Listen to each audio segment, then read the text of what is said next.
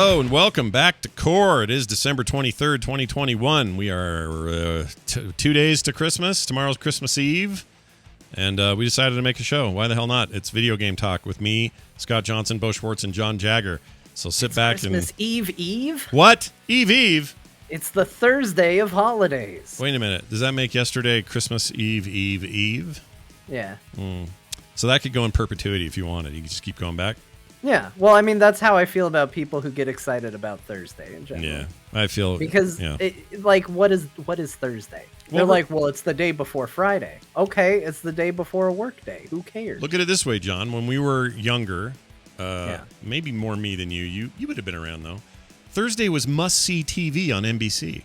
That's true. It was. Right? Like, good things can happen on a Thursday. I just don't like the people that show up to work and they're like, it's a great day. It's Thursday. It's like, why are you so excited? Yeah. We're still coming to work tomorrow. Yeah, good point. It's another day. You still have to go to bed at a reasonable time. Why are you excited? But tomorrow's Friday.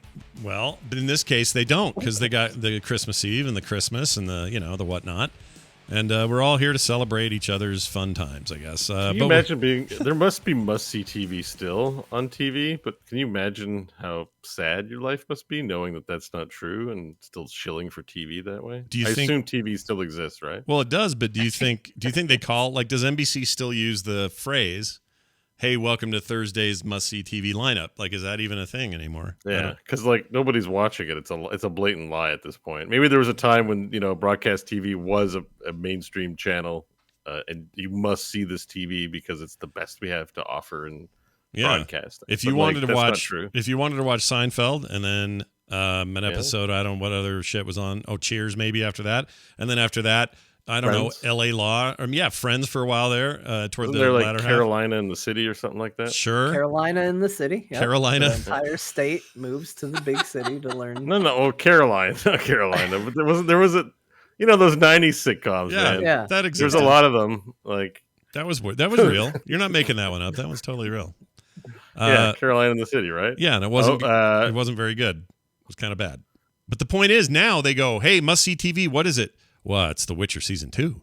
Or it's, HBO Max is showing, I don't know, some shit you want to see. Like, that's what it is now. It's not... MacGruber on Peacock. Peacock, right? Which I, on TMS, accidentally called, because there's two versions. You got the paid tier, and you have the free tier. I called the free tier Peacock, or a Freecock on the show. I called it Freecock, which is not... That's a pretty good name. I don't know why they didn't lean into that. Well... I have ideas why they didn't, but anyway. Well, because you got to pay for it. It's going to be paid cock. Paid cock. Makes sense. Oh, nobody wants to pay for your... Never mind. You pay it with cock coin.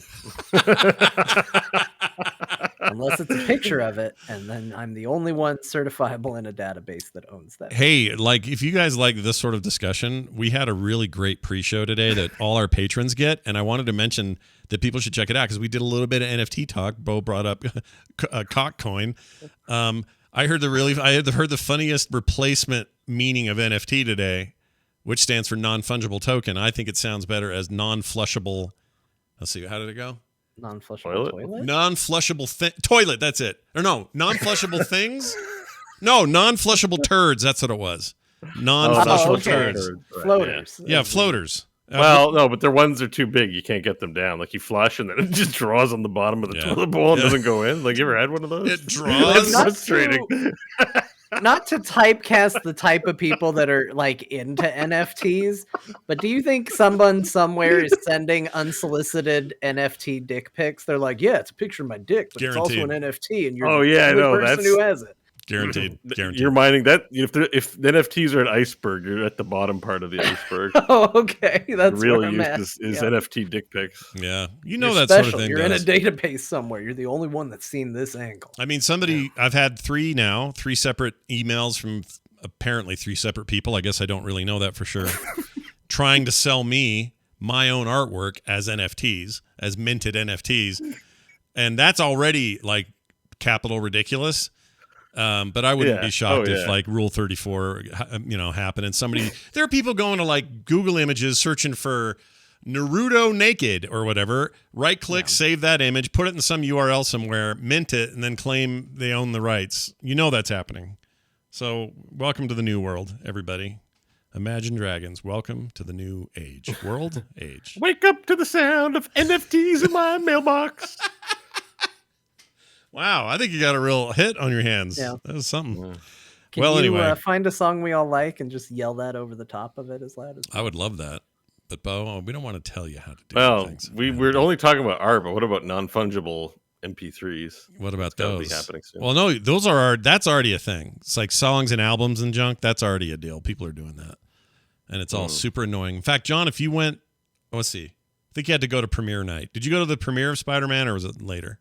No, it was later. Okay, well, No, I flew out and went to the premiere, though. I didn't get any sweet NFTs for going and seeing Spider-Man. I don't have any cool Spider-Man NFTs. well, our pal Brian Ibbett does, and it all came through that because he went the night of. And if you went the night of, everyone who did that got some NFTs, which to me seems counter to the idea that you're supposed to only have. They're supposed to be artificial rarity, right? But all these people have them, so I don't get it. But is it a different picture? Like, did they take like 10,000 pictures of Spider-Man going, and everybody has a different angle? All right, well, now you're talking. Like, that's all right. That sounds okay. You know? Like, I wouldn't mind having, what did you get? 45.4 degree turn version of Spider-Man. I love that idea. That's Damn actually it, I kinda got cool. him mid-blink. He looks like this. Oh, man, the poor sucker that got that. Yeah, I don't know how he wasn't sure either because he got an email and it was trying to explain the rules, and then we were on the air and he's like, you know what, I'll do this later. I'll follow up with him and find out. But it sounds like if you were there opening night at whatever theater you were at, and it had to be like a chain that was participating or something, then you got an NFT. So And maybe you don't know how it works, so then you can pay like a $50 consultation fee for someone to explain it to you over the phone or something. Yeah. So they get money. Dreadnecks and Adhesive Wombat in the chat have won with J. Jonah Jameson would love 10,000 NFTs of Spider-Man, and then get me NFTs of Spider-Man. that's really good. That's Finally, really good. they wondered how to bring Peter Parker as a newspaper photographer into the modern age. That's it. He will just now sell NFTs of Spider-Man, and that is how he will make his. It's actually kind of tricky. There's still journalist photographers out there, but if you're going to do a modern incarnation of Spider-Man, you kind of have to rethink the model a little bit. You know, it's not what it used to be. You don't pay for photos like that. Everyone's got cell phones. You're more likely to pay a guy in the subway who pulled his phone out and got a picture of Shang-Chi beating up a Russian or whatever. You pay that guy for the photo instead of having some regular photographer do it. Times have changed. Yeah. It's time to get with it, everybody. All right, we're going to talk about video games, even though it seems like we're not. We actually have quite a bit to talk about, and I'm very, very excited about our What We Played segment today because a couple of them. We got a winner. We got winners. One winner. We got winners for sure. Bo got and me. I'm going to make everybody angry. So. Oh, good. Looking All forward right. to that too. Fantastic. Well, let's get into a couple of things. First of all, I wanted to say next week, which should be our final episode of 2021, next Thursday, which will be New Year's Eve. We're going to do our favorite games of the year.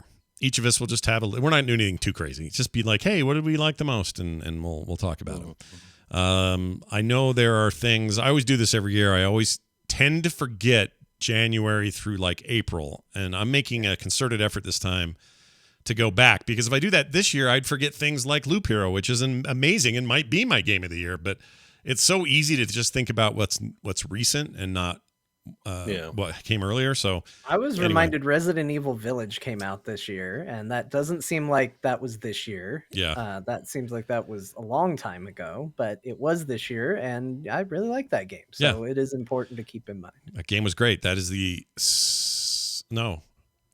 second horror game I played this year. Only 2 horror games this year, which means either there were less horror games put out or people quit buying me horror games to play on Twitch. Have you heard of it? It's the hot new service, Switch Twitch, coming to you live. All right. Anyway, I guess that's true, eh? Like you haven't really been doing as much. Not nearly as much horror games. It's like you don't really like to do it that much because you scream and get scared. The one thing that's been consistent is Bo has been consistent in his analysis of my horror game playing.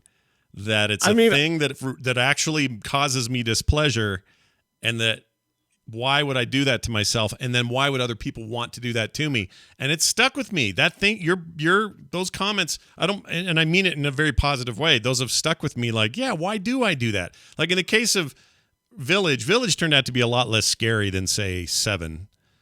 7 just gave me brain diarrhea for months. That thing killed me. I mean, that was a really scary game.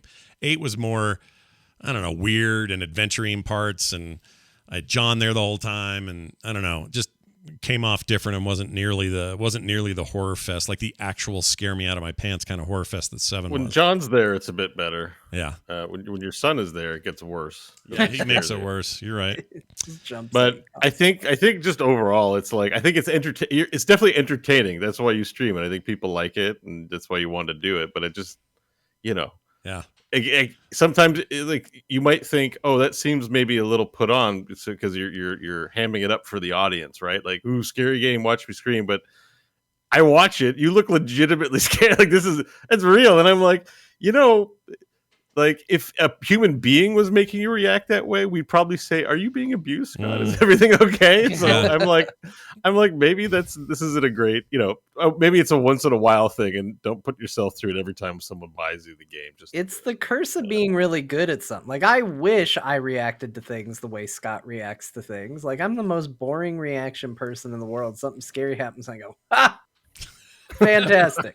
Nobody wants to see it. It's not interesting or good. Yeah. Scott reacts the way that is entertaining and fun for everybody, but we also worry a little bit about him. Like that, what was it, Outlast or whatever, the one where you're in the insane asylum? That one gif of you, I genuinely, like, if somebody showed me that and they said he died, I'd go, yeah, that makes sense based on the reaction. I think I have that here somewhere.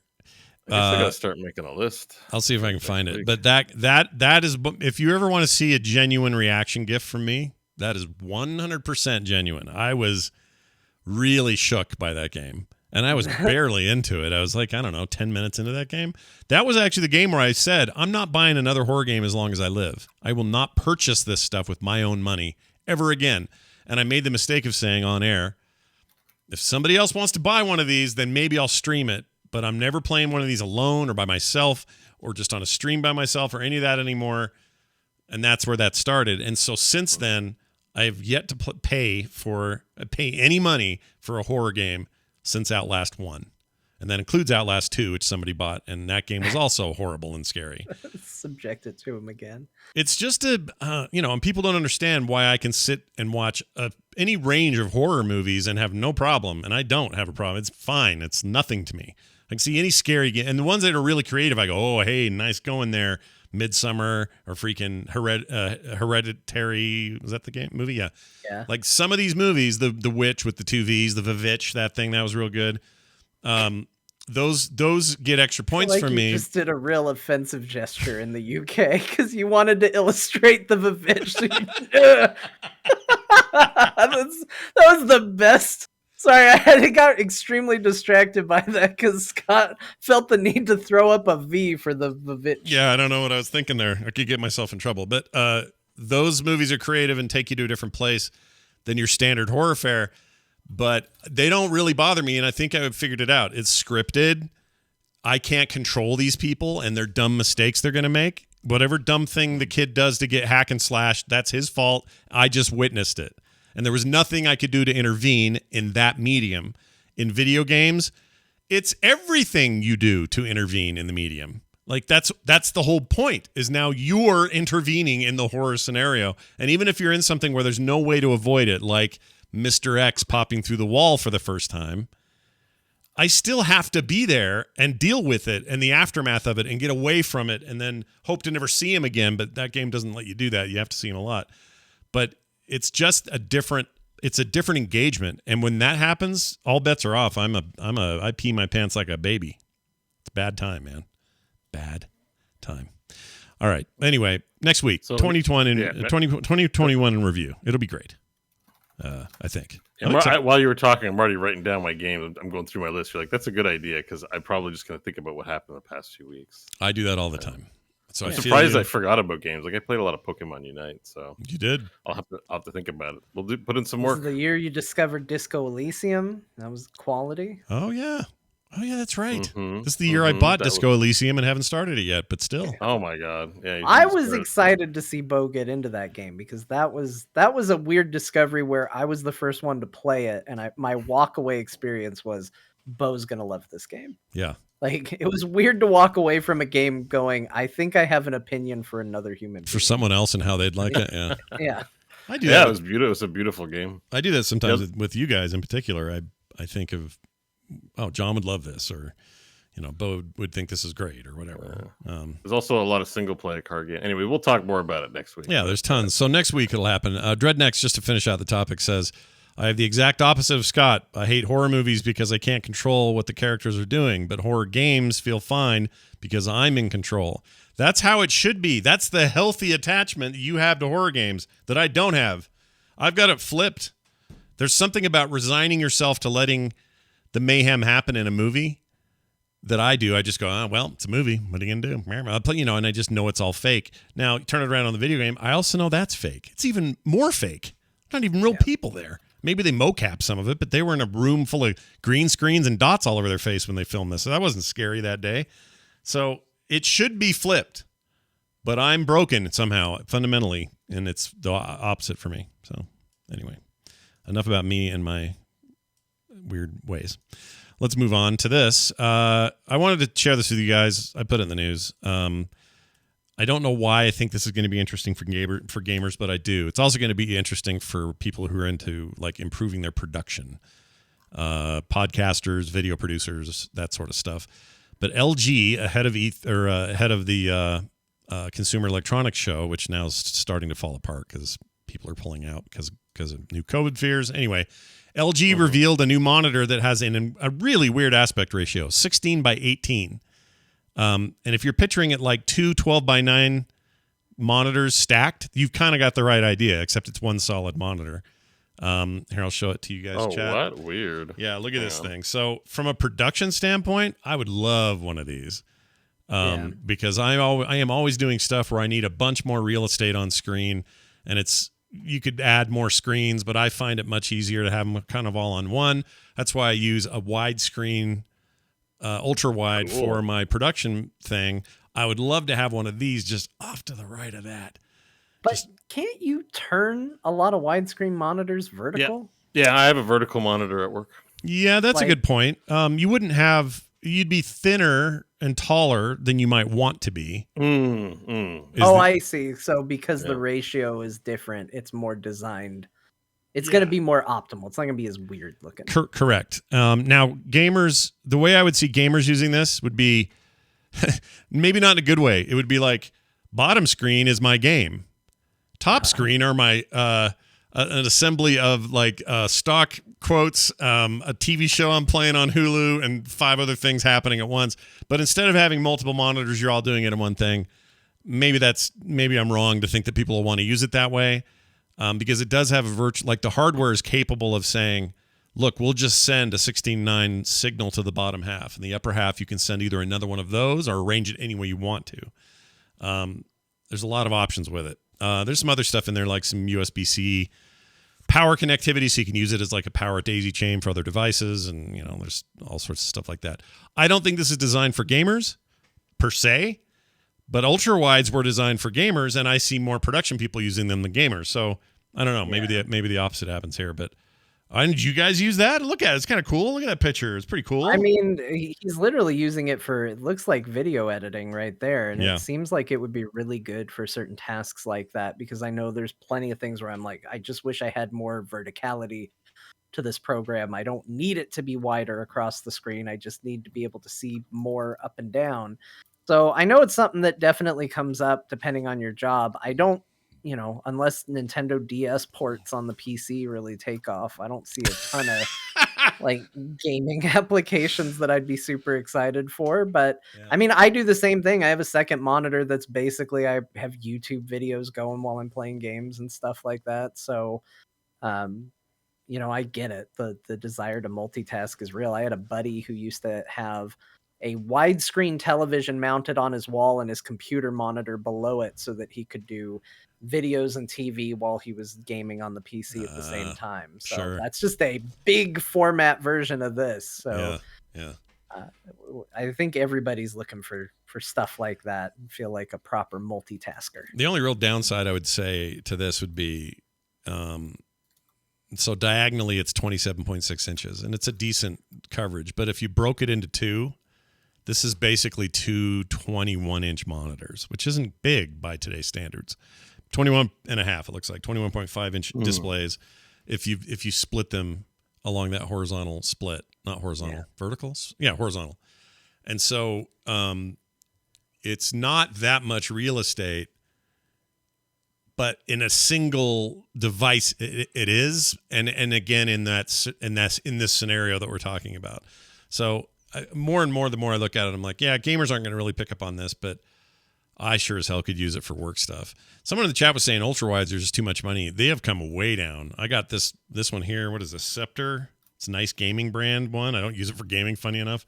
It's curved, full 100 hertz refresh rate, and I can't remember what the total resolution is, but I got it for like $250. Yeah, I was gonna say you can get some ultra wides that were around $1,000 before for around 300 now. Yeah, so they've come way down, way down. So yeah, better as good a time as any. I still don't think I want one for gaming so much because I don't know. I just don't. Just extra hoops that aren't fun to jump through. I loved having my ultra wide. Like it was definitely my favorite monitor I've owned, but having to download extra mods or extra support because you got a game that didn't properly support it, or you wanted to go back and play something and it just wouldn't run correctly on it, was just a hassle that I didn't end up thinking was worth the gains I got on the other side. Could see that. Yeah. Well, something to look at. No price yet, no availability. We don't know anything about it other than that. And yeah, that thing he's using, for those asking in the chat, that weird turntable looking thing, is a video editing deck, which mimics old school video editing. These are pretty common for editors. So if you're used to working with, literally with tape and film, this mimics that with popular software like, what's the one I use now? DaVinci Resolve or, Adobe Premiere, that kind of stuff. Premiere. So, pretty cool little device. All right, moving on. We got to look at a Paragon system in Diablo 4. Now, I figured something like that was coming, but it's interesting to hear them talk about a system that was very much an endgame after the fact addition to 3.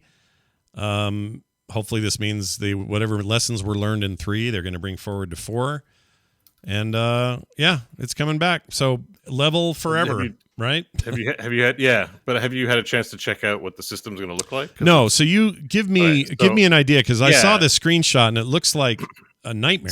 So explain. So essentially, I think on the show, I don't think I've minded as much, but I know you guys don't like the Path of Exile leveling system because it's a big grid where you map things out.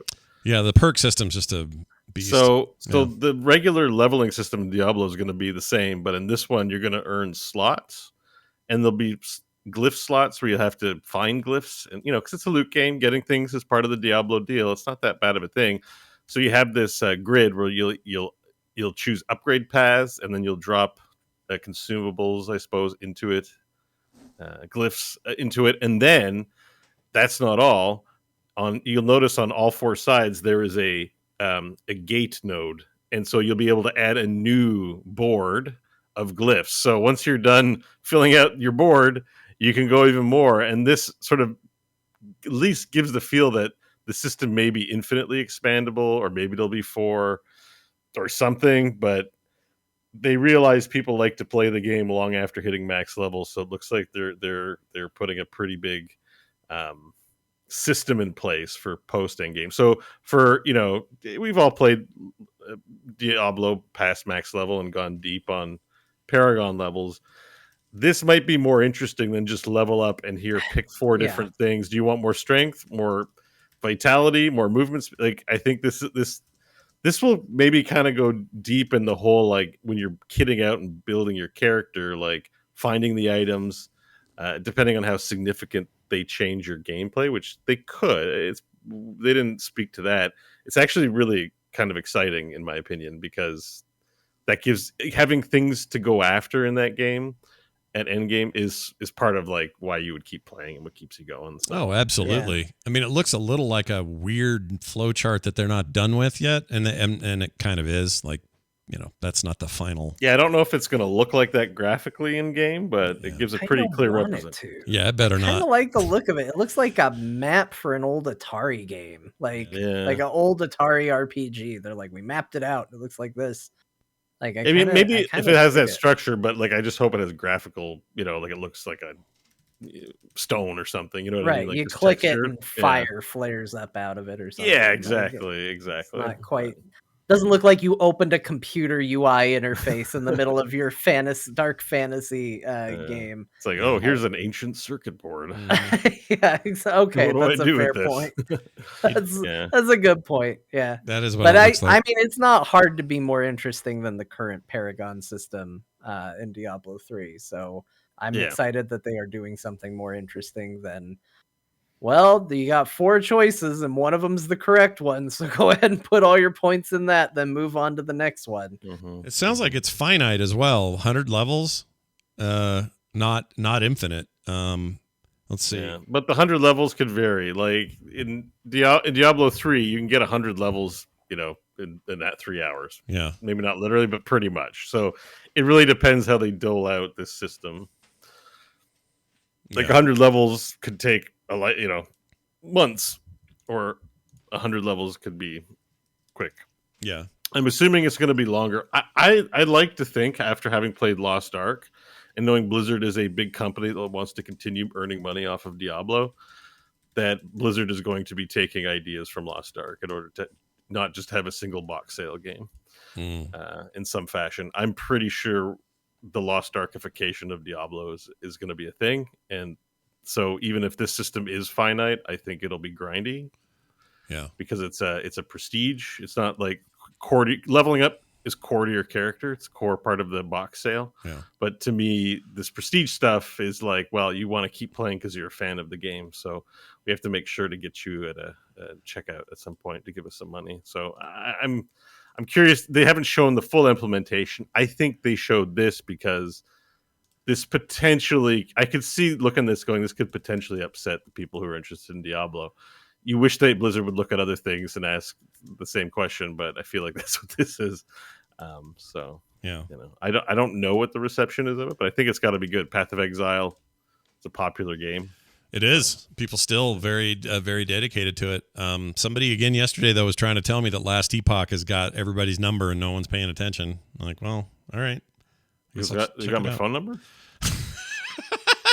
Literally have my phone number, and they got everyone's number. And no one's knows. No, you're saying it's good, and no one's paying attention. Yeah, everyone's saying like that is the successor everybody thinks they want out of both Path and Diablo and anything else. It's like really good, and it's the next wave, and this, and it, it has some better ideas than Diablo 4 on paper, and all this sort of stuff. But I just haven't pulled the trigger, and it's just a buy it once an early game. access game, so that's I think that's part of it. Wait. Yeah, I feel like I just need to wait. I've been buying some EA games because. I mean, waiting kind of sucks too. Like I've been looking for an ARPG since Lost Ark left, so I've installed Grim Dawn, but I haven't opened it up. Another game sort of took over my time, but I was about to start to try and get back into Grim Dawn because I wanted an ARPG fix. Yeah, maybe I'll pick up Last Epoch. Epoch. Is it Epoch or Epoch? Last Epoch. I kind of hate the name.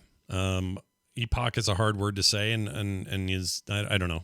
I don't know why I hate it. I just kind of don't like the name, but I guess it's got just like a real good mix of the things that people say they like about all these games, and then kind of mixed them all together and in a really tight package. And as much as tight. I like a tight package, so let's bring it on. Let's do it.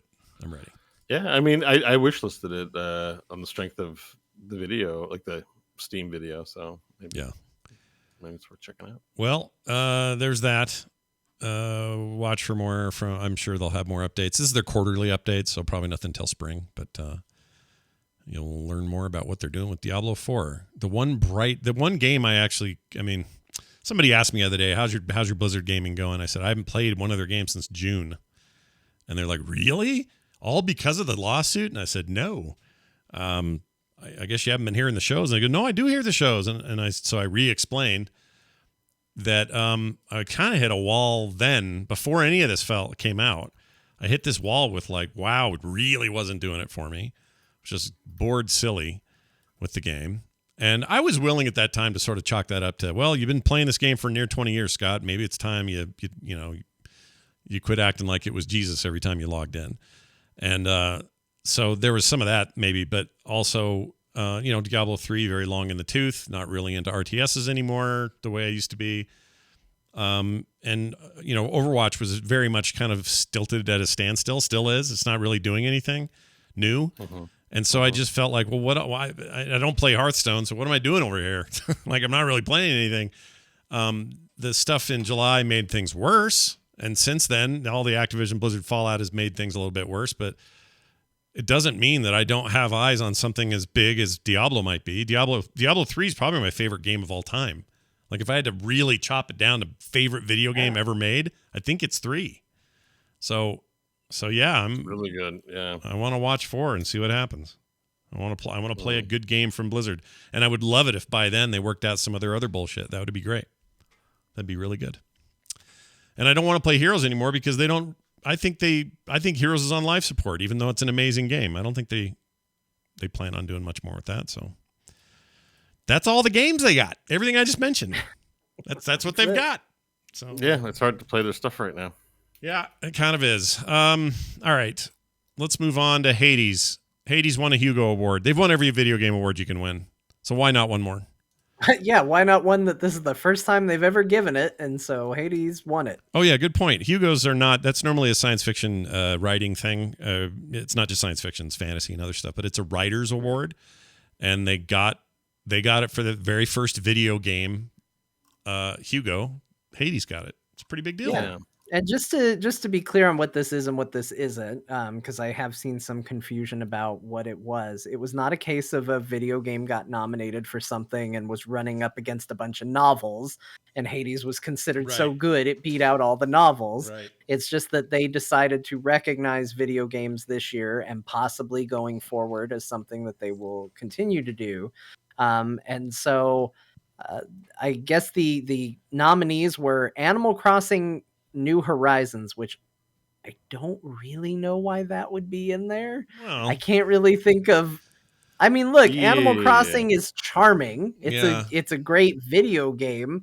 I don't know if it's a triumph of writing for the medium, but I would say, okay, John, let me make an argument for the Hugos. You tell me if you think I'm smoking the crack. All right, here's my argument. Because I actually we know you're smoking the crack. We don't need to hear you. Because I actually agree with you, like straight up, I agree with you already, but I'm going to try to play devil's advocate here. If they considered this for narrative reasons, I do think one of the magic bits of New Horizon, and maybe the entirety of the series, Animal Crossing series, is its ability to be charming, funny, extremely well localized, no matter what language you're reading it in, and just affable in every way, and consistently so. And that's everything from that turtle you love singing to you on the boat. What's his name? Oh man, yeah, but he wasn't there at the beginning. He wasn't. He's there now in full frickin' force, though. So real short-sighted decision, but they fixed it. So, but fine. Like, I can't think of any other part of my life where I'm actually interested to hear what little type video games are saying to me, unless it's like a deep story from some GBA RPG I missed or something. But for the most part, whenever it's a game where it's a little cutesy character going and you're just hitting A to skip through it all, I get the gist and then I move on. Animal Crossing does have a way of grabbing you and making you stay in their world. And it's interesting and meaningful. And I don't know how it is. And maybe that alone is worth a nomination. That's my devil's advocate argument. I think you're onto something, because I think it's very easy for people in general to go, well, it wasn't The Last of Us Part 2. It wasn't a hard-hitting, deep look into the psychological issues that trauma brings about for the human condition. Right. But you know what? Every time a damn animal had something to say to me, I read it. I didn't ever go, skip, I don't want to hear from you. Yep. I never went like, I'm not interested. I sought out talking to those villagers every damn day. Mm-hmm. It's not like they were going to reveal the great secrets of the universe to me. They were just going to be like, sup, bud? I like that shirt you gave me yesterday. I should look. I'm wearing it right now. It's cozy. I'm warm. Yep. Like it's just wholesome. And like, yeah, it's not going to set the world on fire. Maybe that's why it doesn't win. But I think you're 100% right. Like there is something to be said about writing that is just positive and uplifting and charming in a way that you're still captivated and pulled in. And if that game didn't have good writing, it wouldn't work. It wouldn't work. I agree. I think that's why. Now, they'd have to say why because I'm not. I didn't nominate anybody. I'm not involved in the Hugos. But if I had to guess, that's why that's in there. And you could also argue in Hades' case, so much of that story is told through quiet moments and less to say. You know what I mean? Like it's not not environment a verbose and game. atmosphere can tell story too. Like we can't just limit it to when the dialogue comes up, right? Exactly. Like I think that's It's the right way to also- appreciate, or that's the right way to approach games as this kind of art. Like I'm all for that. Hades is a great example of that. It's an amazing way of painting a narrative without just telling you words or just reading script or whatever. So I think this is really cool. And congrats to those guys. They've won everything, Bo. There's nothing left to win. Yeah, they seriously have. They deserve it, and I just wish they'd make another one. Yeah, I'm worried that not that I'm worried, but that developers tends to move on and do different projects, and I would just take a full-fledged game. I don't know what that means exactly, but just more game in the Hades game. You know what I mean? Like, yeah, I'm kind of with you on that. Give me more zones. Give me multiplayer. Like, give me a full Diablo. Yeah. I mean, they must have made a lot of money, like hire a whole bunch of people and just like go hog because they've got it right. Like they've made a quality game. I know they can. I don't know. They made lots of quality games actually.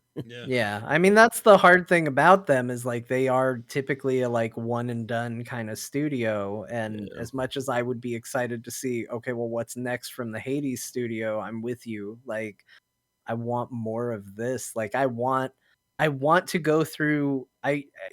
They always do that meme of like, what game do you wish you could forget everything about and then play again for the first time? And like Hades is kind of one of those games because like discovering the way the weapons worked and discovering how to make a run, like going into that game and going, oh, Poseidon is such a trash god.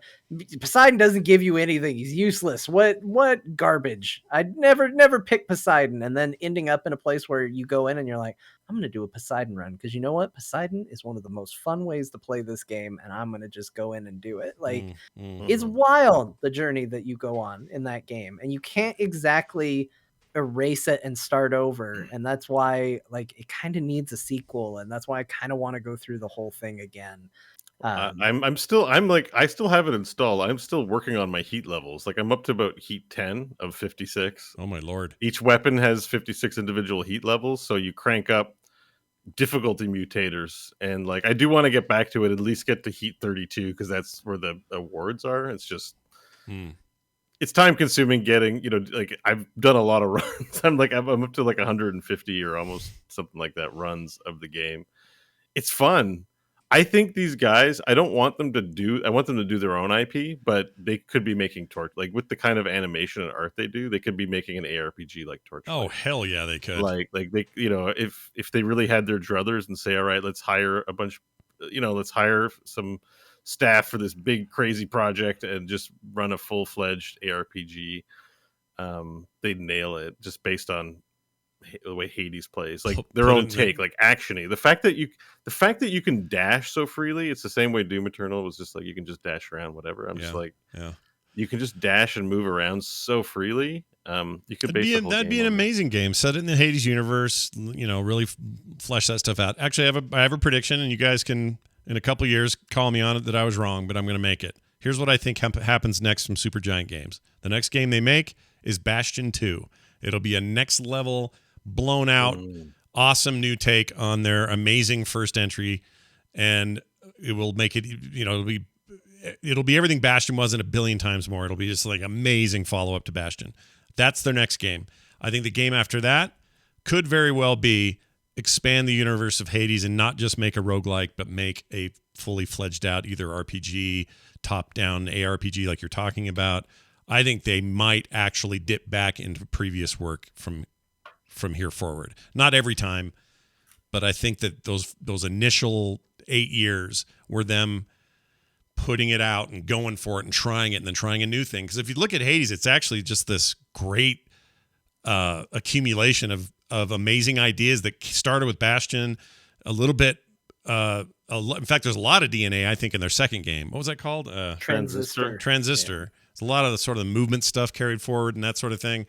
Their narrative game got real good, I think, with that Pyre game. And their art style really started to lock in, and I think that's where Hades, really hit the ground running, was after that.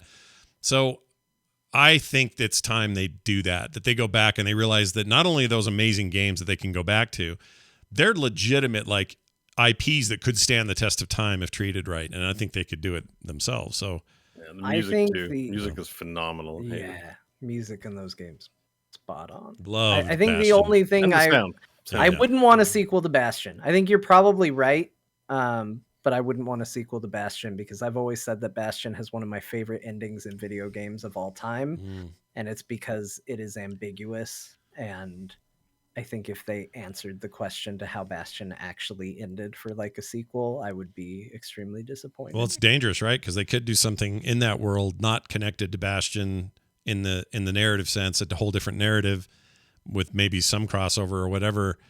But that's dangerous because a lot of people want a sequel with, it's the Master Chief issue, which I want to talk about later when we talk about Halo. Oh yeah, we're going to talk about it. Yeah. I'm going to make a bunch of Halo fans mad. Yeah, you're going to piss some people off. Actually, it's funny because I totally agree with you, but I think it's actually it's a macro psychology problem with Halo, and we'll get to it. But the idea that people want a Bastion sequel will have a lot of that will carry on whether these characters get resolution or have an ongoing story or whatever.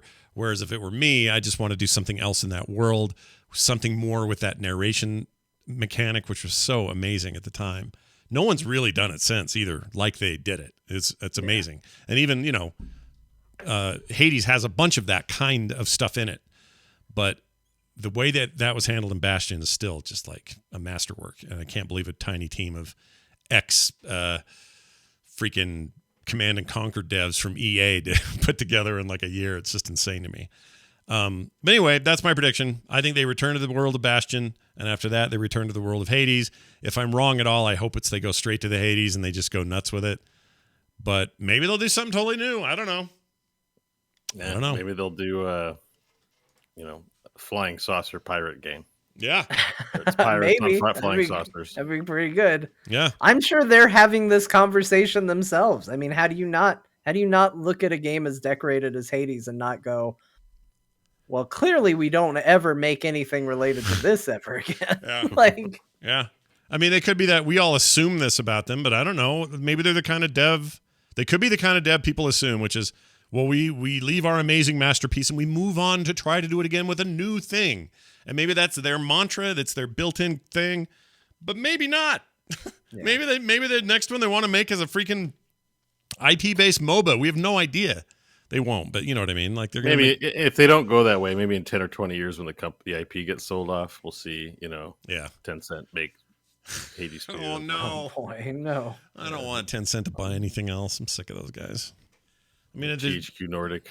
They're fine. They just are buying everything. What else did they bought something else just last week? They bought the Left 4 Dead guy, the Back for Blood. Oh, Back for Blood, right? Yeah, right.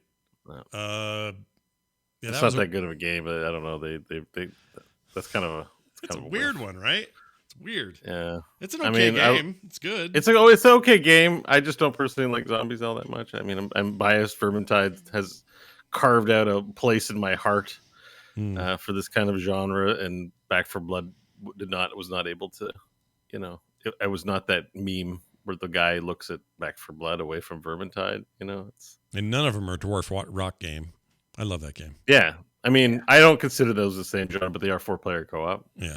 And they're not the same. You're right. Yeah. They're all, but the Vermintide and Dwarf game are like aces in their own categories. They got some kind of Christmas thing going on right now, a Christmas event in Dwarf game, and I kind of want to see what that is, but I haven't bought it. So want to hear from somebody that has heard us call it Dwarf game so casually and so constantly.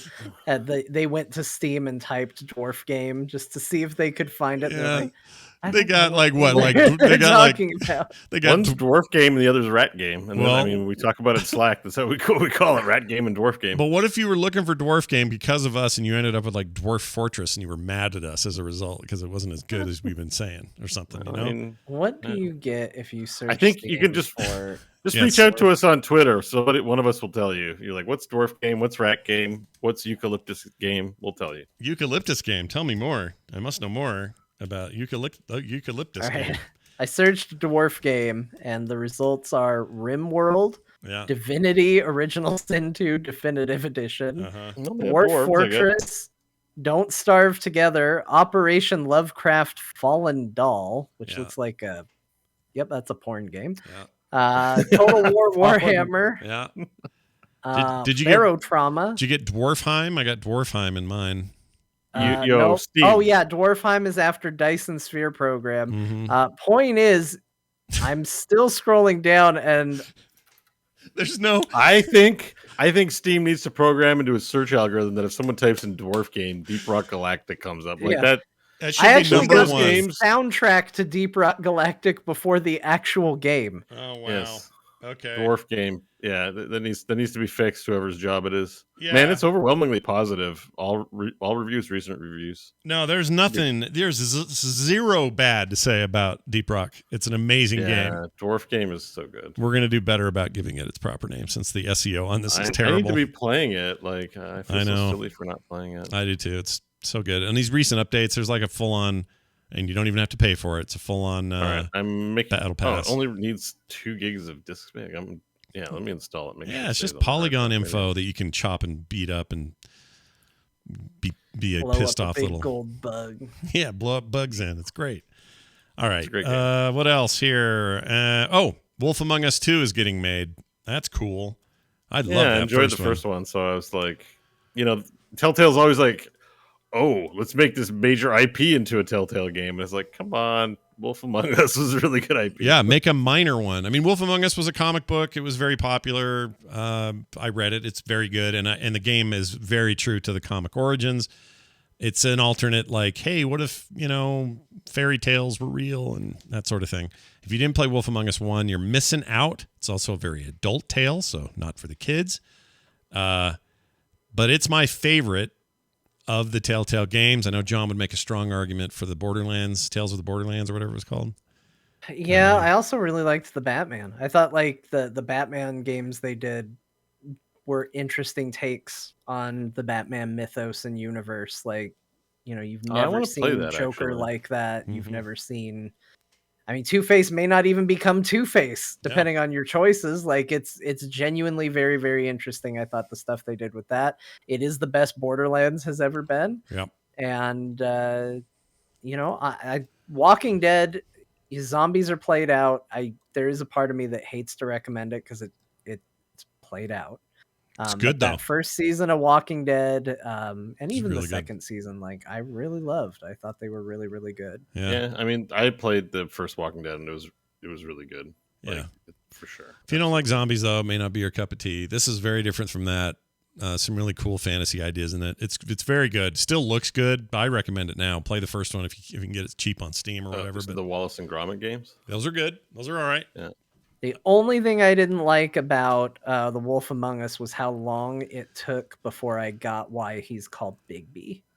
Oh, yeah, they did And then take I their got sweet it, time. and then I got mad at myself that it took me so long to figure out why that was his name. Yeah, Big B, Big Bad. I don't want to give it away. Maybe other people should find out the slow way.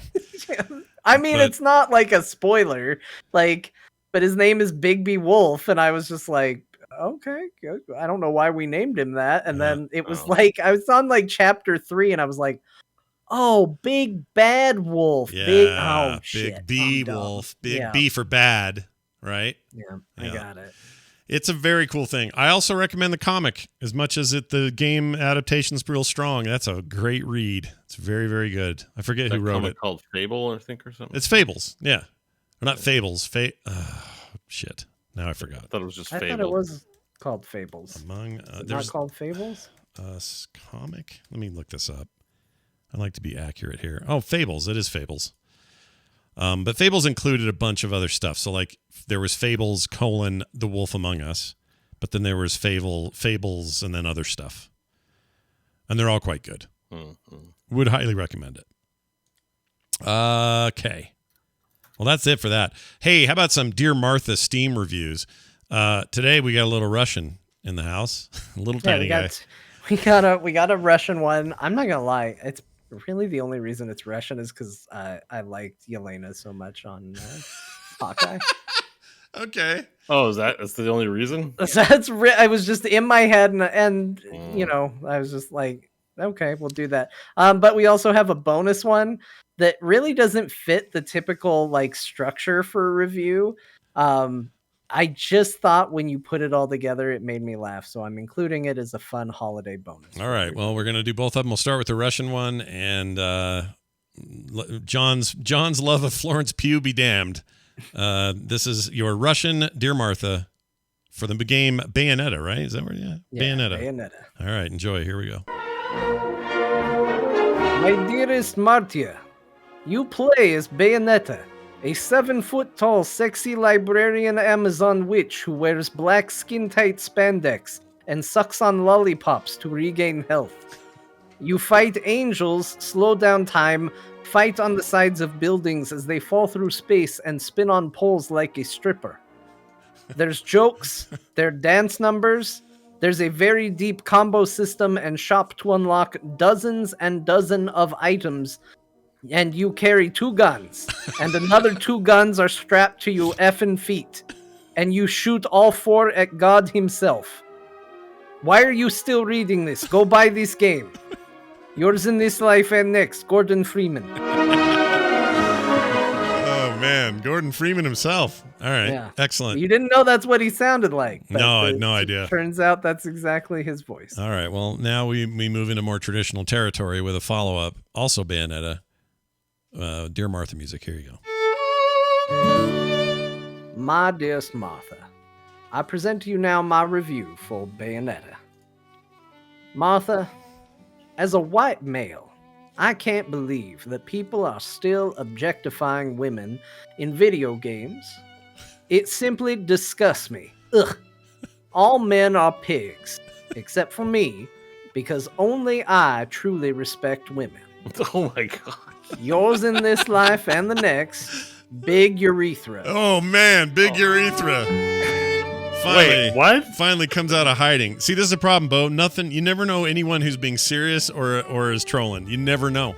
You never know. I mean, there's nothing inherently toxically masculine about a big urethra. It's just more pee goes through it per second, right? Like it's a wider hose. I'm assuming. Yeah. I assume he means width-wise and not length of urethra. Oh right, yeah. We don't have confirmation on that, but I assume width as well. But I'm assuming we're talking about throughput when we talk about a big urethra. It's like capacity versus distance, right? That's what we're talking about. It's capacity. Yeah. Is that so? Could you tell by the way it was written? Was that a sarcastic? I think I think he's being sarcastic. That review either way, it's horrible. That review got picked 100% on the fact that I knew I was going to have to end it with big urethra. Yeah. Like, there's something about that as the postscript to it that I was just like, it's too funny to not do. You did a good job. It was a brave thing you did. It was a tough choice, and you did it well. Yeah, you did it. But either way, it's bad. Being like, I'm the only guy who understands women. The rest of y'all are pigs. Is like shitty. Yeah, and also to be doing that sarcastically is also shitty. It's a shit. It reminds me of the kinds of shit that you try and flush down the toilet, doesn't go down, and it rubs all in the bottom of the bowl. Yeah. Oh, an NFT. Yeah, an NFT, a non-flushable turd. Yeah. That we talked about. I can't remember if we talked about it on the show or before the show started. Because you had that nap. I'm still thinking about those shits because those are really bad. And when I bring them up, it's hard for them to go away. I thought Canadian toilets were more powerful, though. You guys have like... Oh, it's got nothing to do with Canadian toilets or American toilets. It's got to do with the heft of the shit. Yeah, but down here, unless you go to a restaurant or something, those things are great because you hit them and they go... just suck the world through them. I mean, that depends on your plumbing and stuff. Like, I definitely do not have a power shitter. A power shitter. I like those. A power shitter is just like, we're going to suck this shit so fast. Any trace of particles will be deleted from existence in your vicinity. Like I like those toilets, but I don't have one of those. It's like the airlines. The airlines Maybe said that. we'll get it down today. Let's see. Fingers crossed. My toilet's like Garfield. It'll maybe get there eventually, but definitely not on a Monday. And with lots of lasagna. Got to have a lot of lasagna to get that down. I want lasagna now. I dumped a plate of lasagna in a toilet once. That's a truth, and it's a whole different story. You dumped a lasagna in a toilet? A whole plate of lasagna in a toilet because what was it? Not fly. Some kind of bug. I don't know if you need a good reason for that. It seems okay to me. But well, that's. I mean, question number one: was it just to see what would happen, or was it? Yeah. No, it was. Was there a need? There was some kind of bug in it, and we had a situation in our old house where we had to have a sump pump in the basement because water had to go up and out to the main sewer line in the city instead of usually on a down angle like most people's houses. For some reason, it was built like stupid. And so the sump pump really sucked because the water and stuff from upstairs from the sink, which had the disposal, grind up food thing in it. What's that called? Food disposal. The garbage disposal. Garbage disposal. No. Right? Food? Yeah. Or whatever it is.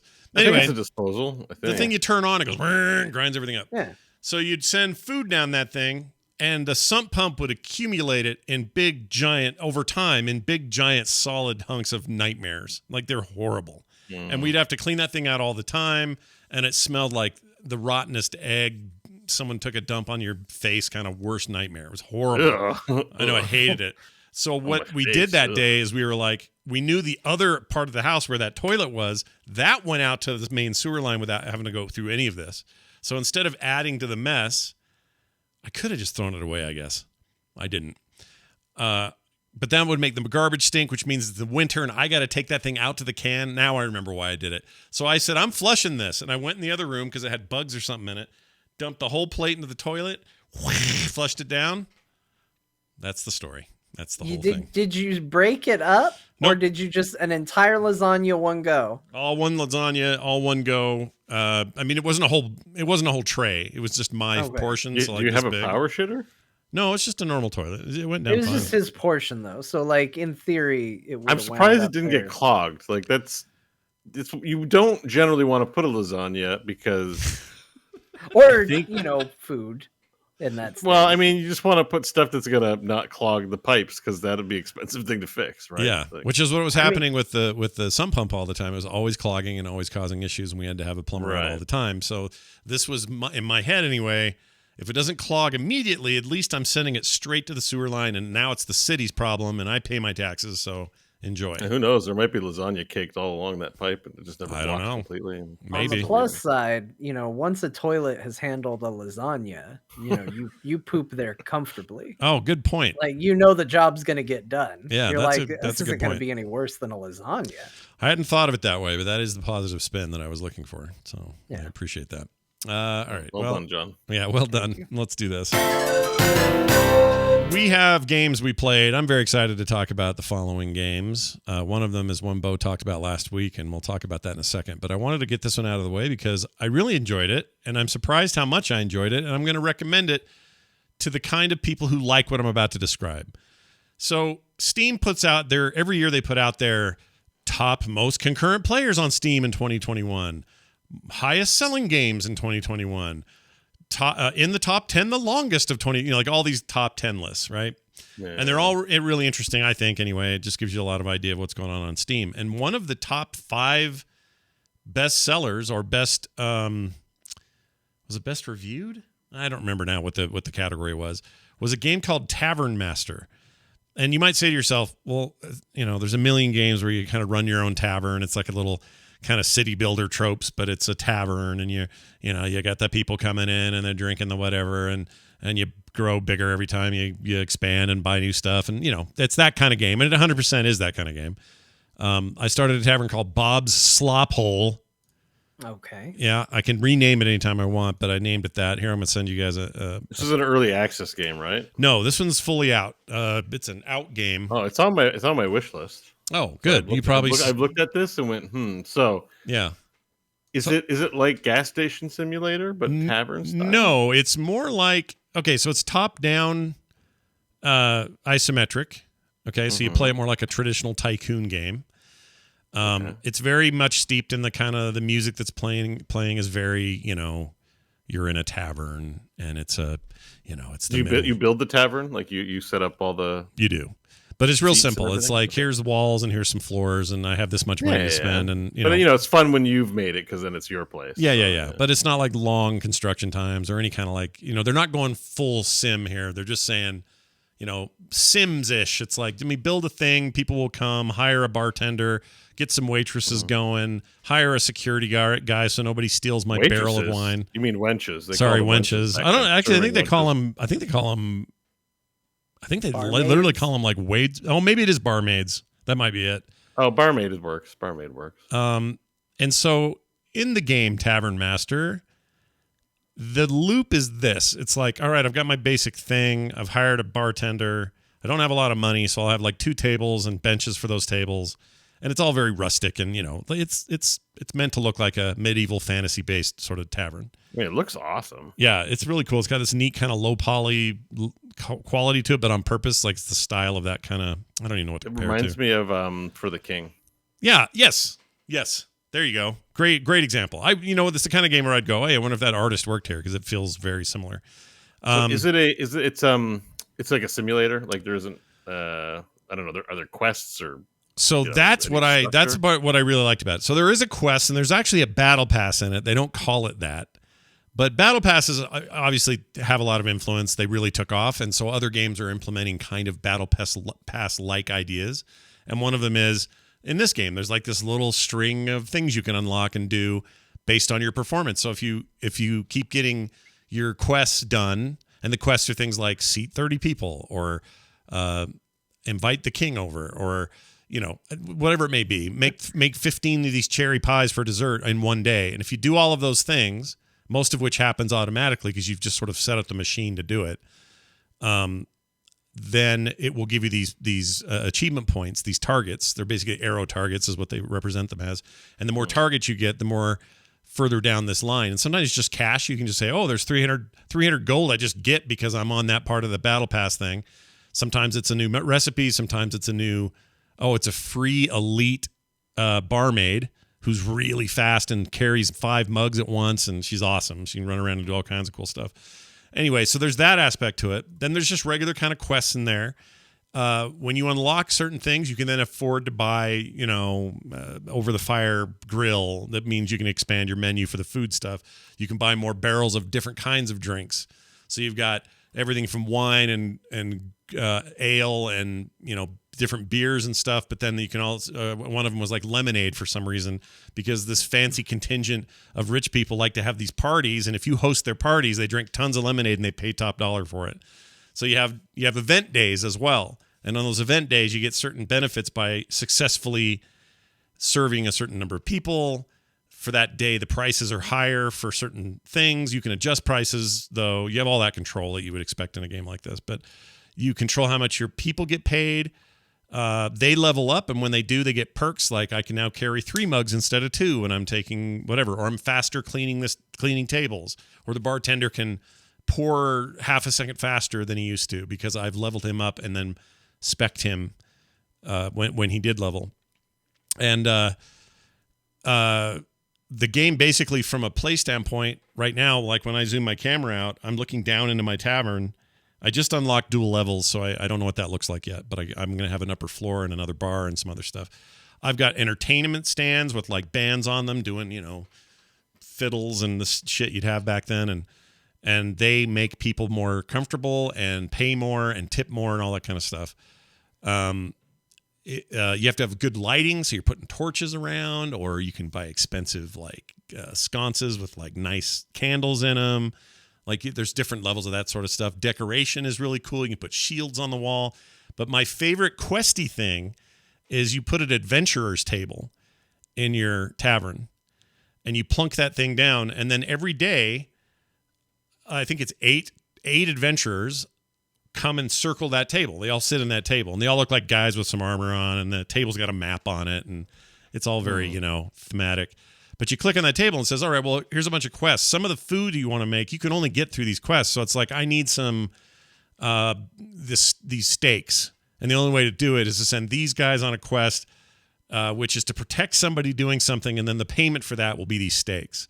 But I have to pay these guys gold to go do it. Now, a lot of this happens on, it's like sending. That's cool. Yeah, I like that. Yeah, it's really cool. So then you do that. They get up out of their chair and walk out the front door. Now they're off on a 2-day quest. And so for 2 business days, you don't see them. And when they come back, you've got it. And your percentage of getting the thing you sent them to do is higher depending on their level. So you're trying to level up your adventurers by sending them on more missions. And the harder they are, the lower their percentage. And so sometimes you get screwed and spend $400 for nothing. And you just want to be smart about that. Sometimes 2 people can take care of just the cheese run. You need some cheese, you send them on a run to do a thing, and you bring back some cheese. It's Does great. it ever have where like only 7 people come back and they go, yeah, Greg died to get you your steaks? Not that I know of. I haven't gotten to know any of these people very well because they are kind of just names, and you choose them in a way that's like kind of arbitrary. But they are individuals. I suppose somebody could die though.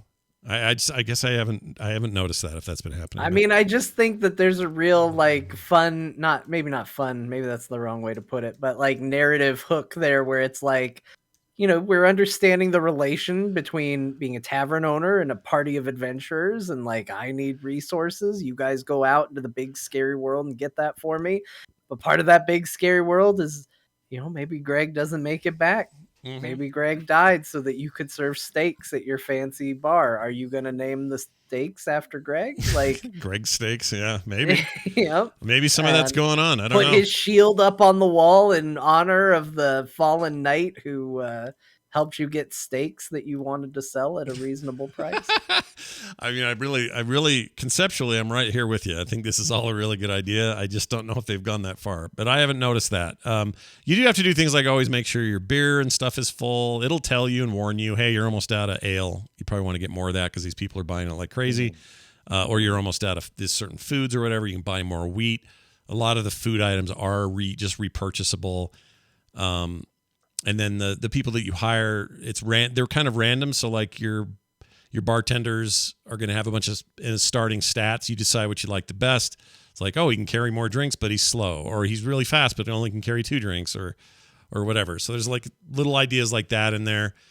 There's a talent tree that you unlock, kind of like it's a research tree, like I don't know, like Civ or whatever. Civ, yeah. It's just simple, it's nothing crazy. It's like, would you want to unlock the adventure table? That's where you do it. You want to unlock the lemonade, which I thought was weird at first, but I sell a shit ton of lemonade. It's weird. No, it's medieval times. They don't have like Pepsi to compete with lemonade. Like it's lemonade or right. It's right or yeah, it's all booze or lemonade at this place. There is water as well, and they pay for water in this place. There's a speed thing, so normal speed while you're playing.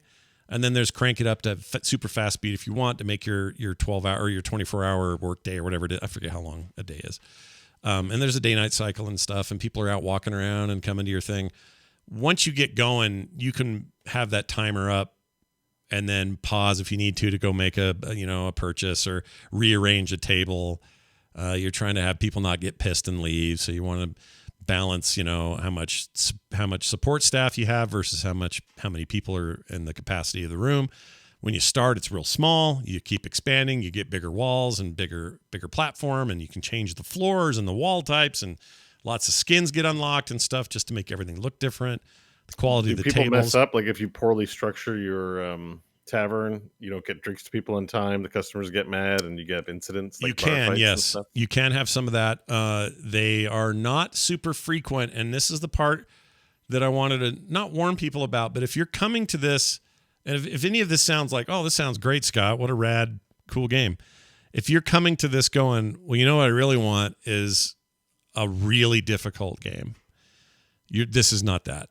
This is actually kind of on purpose not easy, but it's meant to just sort of be, here's the loop, and it's a really fun loop. Like, it's fun to grow and know that you got this much money this time, and know that now you can afford another food storage barrel and another bartender, and that'll really, alleviate things in the bar. And, you can get the new flooring that you unlocked, and okay, now's another day, and then run through that day. That's too bad, because there's a lot of problems that can happen in a tavern. You know, Oh yeah, all kinds. Yeah. that's the reason we like them is because bar fights occur, thefts, Gotta get a grudges. bouncer. Yeah. Yeah, there's definitely a Or- theft thing. You have to hire a guard, and Like if you don't have a lemonade, like people might riot. Like Right. so there's not really any of that. It just you yeah, lose revenue. And yeah, that's you about lose it. revenue, and too that's bad. about it. But basically, okay, so I do have a guard. I have to gear him, and I keep spending money to gear him up because he needs better gear. Otherwise, when you get robbed, you'll lose, and you'll actually get robbed again. Oh, you can get robbed in this game. Oh, yeah. That's interesting. Yeah, I've had a guy come in and walk off with a big barrel of wine that cost me like 500 gold. It was horrible. Like, does anyone? But there's no death in this game. Like the guard doesn't kill people if you try to stop it. Does he kill your? He runs them barmaid? off. No, he just runs them off, and it doesn't go that far. It's just we need a brutal version of it. Too. Like the long swords come out and blood gets splashed across the countertop it for an seems attempted perfect. wine theft. Yeah, It seems perfect. It seems like they just stopped a little short at the problems, but I like it and I like everything I'm hearing. But yeah, it's like I say, It's too bad. it's simple to I think a strength, because what I was looking for with this was not, I don't want Banished the Tavern. As much as that may appeal to people like Bo, even like because you love Banished, so that concept may sound amazing to you, and it doesn't sound bad to me either. But that's not it what I'm doesn't in have the mood to be for. that. Like, I understand that that's not what that is. Yeah, You want something relaxing and casual to just sort of be Yeah. zen about your Yeah. It doesn't have to have those Tavern. things. Yeah, I was just and this is wondering that. if There's it still did. stuff to worry about. There's things to think about. And oh no, we lost money today, so tomorrow I'll try to sell more of these, or the band will only have 2 members instead of 3. That'll save a little money. Like there's a little bit of stuff like that, but for the most part, the game is just designed to like let you have a Zen-like creation experience. And there's a big long campaign. There's also a sandbox mode, which I haven't messed with yet. I assume that'll just let me unlock everything and screw around a ton. But for what it is and for as cheap as it is, it's only $14.99. It's cheap. I really like it, like a lot. Yeah. I played Seems a cool. shit ton of this game and really, really had fun with it. So I just got my new floor, which I took forever to research because I was spending way too much money on entertainment. I had people playing on stages like a wild man. But now I got the upper floor, and the next game I play, I'll hire a new bartender, a new bar upstairs. You get hotel rooms. There's all kinds of shit I haven't unlocked. Nice. Oh, nice. Yeah, so it's neat. It's real neat, and I'm sounds thrilled that Dev's making so much success from it. They're doing really well, and I think part of it is it's not overstepping its simplicity. It's like, here's what the game does. We don't have feature creep. We know exactly what you want to do here. Do it. And I think there's something to be said for that kind of restraint. But I also get, there are going to be players who are like, well, I want this. I need Dark Souls, the Tavern thing. And I'll be like, all right, I don't know if that exists, but good luck to you. I don't know if it does. It might. All right. That's the other game I played. I also played a bunch of Wartales, and that's Bo's fault. That game's great. Speaking of a game that's hard. Speaking of savage difficulty. Yeah, that game's hard. Weird, right? Like I like both these games for their own reasons, but that one, if you're looking for a challenge, it's pretty big. Wartales is almost. I don't know if you want. We're talking about your section, so we can just No. about You it. go ahead. Let's just tell me. Like this was announced, I think, at Game Awards last year, and I remember you saying that looks interesting, and me agreeing. Yeah. And then it just came out recently, and I was like, I remember this game in early access. Yeah. I bought it along with Age of Darkness and played Age of Darkness first, and I'm like, why did I do that? Age of Darkness is a tower defense, StarCraft alike, that genres I've played before. This is a relatively new genre that is very adjacent to. It's going to look like a lot of games you played. The combat looks like Divinity: Original Sin, or pretty much any turn. You could say even XCOM or something. Mm-hmm. But it is it's a mercenary band simulator. And so being a mercenary in the medieval ages it's not a happy thing, right? There's food scarcity. There's no police system. There are obviously guards, but you do something wrong, you'll probably just get killed. If you're a mouse to feed and no one's got food, you'll probably just get killed. If your party runs out of food traveling the wilderness and you get set upon by bandits and kill them, maybe you just eat their corpses because you don't have any food, and eating a human, the corpse is better than dying. Yep. Although you can have some problems later, I found. So it's this harsh mercenary simulator, but it's beautiful. Like the game is like, it's sort of like this vast board game, like Civ style. It looks gorgeous. Yeah, I agree. But it's brutally difficult. If you don't keep your party happy, they'll abandon you. You got to pay your mercenaries or they leave. Yep. You got to feed them or they'll leave or die. You have to repair their armor. Every time you go into combat, you got to use those damn repair things. The bills mount up. So it's like real, like if I was to hire you and John and say, all right, guys, we're going out to kill people for money. And then I didn't pay you, you'd be like, oh, I'm out. Yeah, you wouldn't do it. In fact, you might turn on one of us would turn on you and kill you, slit your throat and take all your shit. Yeah. Yeah. And I'd be like, well, wait, I got food. We just killed these humans. Let's make some hot dogs from this from Ted over here. We'll have Ted dogs. Like you can steal. So I haven't really gotten to the criminal aspect, but there's a whole, I think it's fine for you to steal, but you'll be more wanted. Generally speaking, things kick your ass. Like fight comes at opportunity cost. You can't just steamroll your way through encounters. No. It has a scaling system, which isn't everyone's favorite thing, but basically as you get more party members, there are more enemies in combats. I'm learning there's no limit, I think. I don't know what the upper limit is, but like you could field an army of 16. Like you could have like 10 mules, 16 units. Like this isn't just a 4, it isn't like XCOM where like, let me send out my 6 dudes max. Yeah. I think this is a game where you could have like 25. You're making a band of mercenaries and there's no story. It's not like, oh, once upon a time there was Andrew who lived in the Stromkap. It's you described it a bit as FTL. It really is you name the characters and then you make their own adventure and maybe they die, maybe they don't. But there is a narrative, there is world building happening. Like there are kingdoms, there's stories happening, and things you discover and do affect how things play out. And I've only got 9 hours in, so I don't know how deep it goes, but I think this is like 100-hour, dig in and manage your band. It's amazing. I think this might be my favorite thing I've played this year. It's really neat. Yeah. The FTL comparison is a good one, I think, because it will give you an idea of the kind of difficulty you're facing, because it's not easy. And there's not a lot of stuff you can control in terms of your environment or, random things that end up happening to you. There's 3 difficulty levels. There's free, which is you can save as much as you want. Normal, which is you get 1 save file. And then there's Iron Man, which is probably the way it's meant to be played, is the Iron Man mode. Yeah. But yeah, it's all randomly, procedurally generated. It's not procedurally generated. It's just there's no prescription. It's open world, I guess you could say, very open. There's very little in the way of scripted stuff. Yeah, that doesn't make sense. And there were some gnarly choices. Like I had to choose between probably there were some people that were kind of renegades, but good people that were just trying to break away from the harshness of the reality of whoever rules this land, and they wanted me to help them, and so I started to help them, and they were going to pay me to help them, so there was something in it for us. But in the end, the guy that we were supposed to take out offered us way more money. And then you're like, well, we're starving mercenaries. Like, yeah. I say to myself, what would I do in medieval land? Would I be like, no, I promised the first guy and he's going to give me 20 gold coins, or this guy's offering me a bag of like 500 gold? Yeah. I'm like, and he's a douchebag. I don't care about these assholes. I'll just kill the other guy. Yeah. I'll betray my word. And you're like, and then it's like, you made that decision. And the game doesn't judge you. You just make it, and you're that jerk. You're that jerk. I know. And then later you'll die. There was a guy, I rescued a guy at a tower. Yeah. And he was like, oh, I'm an immigrant to this land. They really hate immigrants. And I'm like, that sucks. These men are chasing me. Can you take me somewhere? And I was like, okay. And then he's a blacksmith. So I'm like, sweet, we got a blacksmith.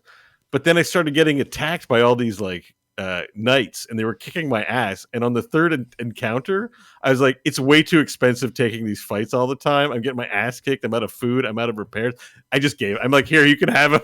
Go. I gave up. Yeah. I gave up trying to save him. I'm like, here, take. The third guards are like, you should hand him over. Yeah. And we're like, you know what? Take him. He's a pain in the ass. He cost me too much money. And I don't want him anymore. It's not even a fail. It's not even a fail state. It's a it's a quest complete. Yeah. I got a quest complete because it's part of the Tiltron, I guess, zone or whatever. Yeah, And it's crazy. and I'm like, that's the story that happened. I tried. It got too expensive. It's like you know that Coen Brothers film where Liam Neeson has the guy with no arms and no legs, and then replaces him with a rooster because. Yeah.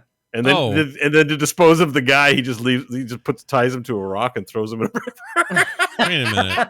Hold on. That's the Buster Scruggs things, but Buster Scruggs. Who's I don't remember. I literally did that. I was like, this guy's not worth it. You can take him. I don't remember that being Liam Neeson for some reason. Why do I not remember Oh that? yeah, Liam it's Neeson. totally Yeah. Liam Neeson. Oh, I forgot about that. And the guy ties to a rock is that whole story is just for that punchline because you're just like, okay, this is dragging. Like, where is this going? And then the whole punchline is he just takes the cart up by a river, ties him to a rock, and throws it in. It's the Dursley kid. No emotion, just moves on with his day, like just throwing out trash. Wasn't like that the human being? Wasn't that the Dursley kid from Harry Potter that was? Yeah. Totally was. Okay, a beautiful It's human so being. sad because you can tell he's kind of figuring out where his fate is because he's literally looking out the back of the cart while Liam Neeson is looking at him, then looking at a rock, then like shifting it in his arms, like trying to gauge if it's enough of a weight. Yeah.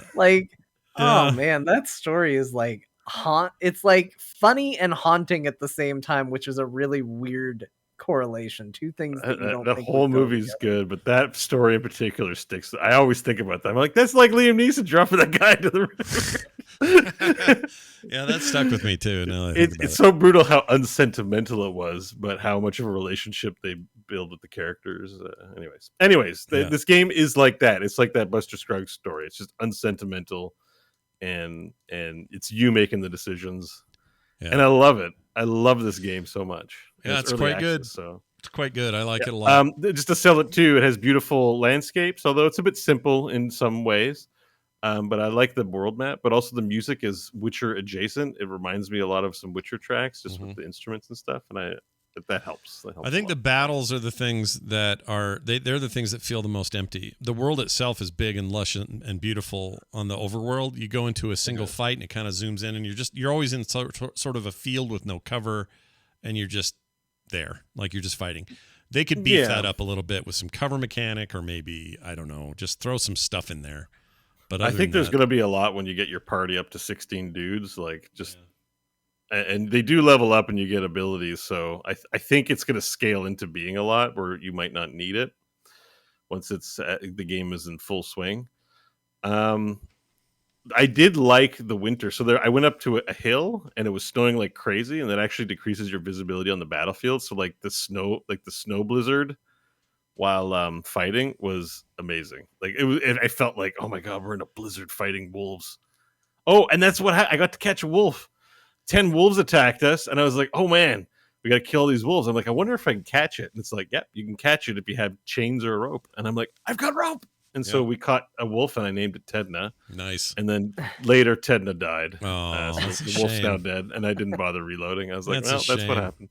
I named mine John, Kristen, Kyle, Scott, and Bo is my mule. You were my mule. Yeah, I saw that. Yeah. I named it. I took inspiration from you and named it after There Will Be Dungeons characters. So I've got Stanley Varel Nash. No, that's awesome. But here's the thing: the mule is no slouch. That thing can upgrade its kicking ability and can be in fights. How do you level up the mule? I haven't been able to figure out how to give it experience points. Well, good question about that part. All I know is I could give it I know that there are trinkets that drop. It's like, oh, here's a horseshoe shaped thing, and I read it and it says, your mule can now kick for +5 melee points or something. I never found that. So you have something I don't have in your run. Oh, that's cool. See, that tells me the game's got more stuff to show than I've got 2 of them. I bought a second one because carrying encumbrance. There's also an encumbrance mechanic. Heaven forbid you carry too many dead human bodies to eat later. Yeah.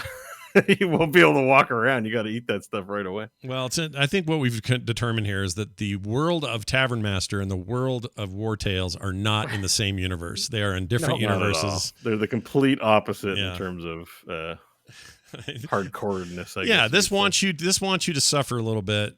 The other one is chillcore, man. They just want you to have a nice, chill, fun time. Oh, but Wartales might be my game of the year. It's not even finished yet. It's so good. I really like this game. It's one of pretty the neat. favorite things I'm I've glad played you this talked year. me into it because I'm really liking it as well.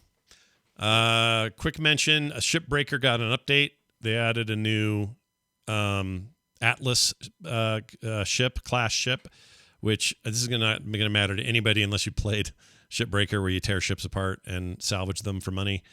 They added this Atlas class, which is just an amazing new ship design. It is so cool, and one of my favorite things about it is the engines on these ships.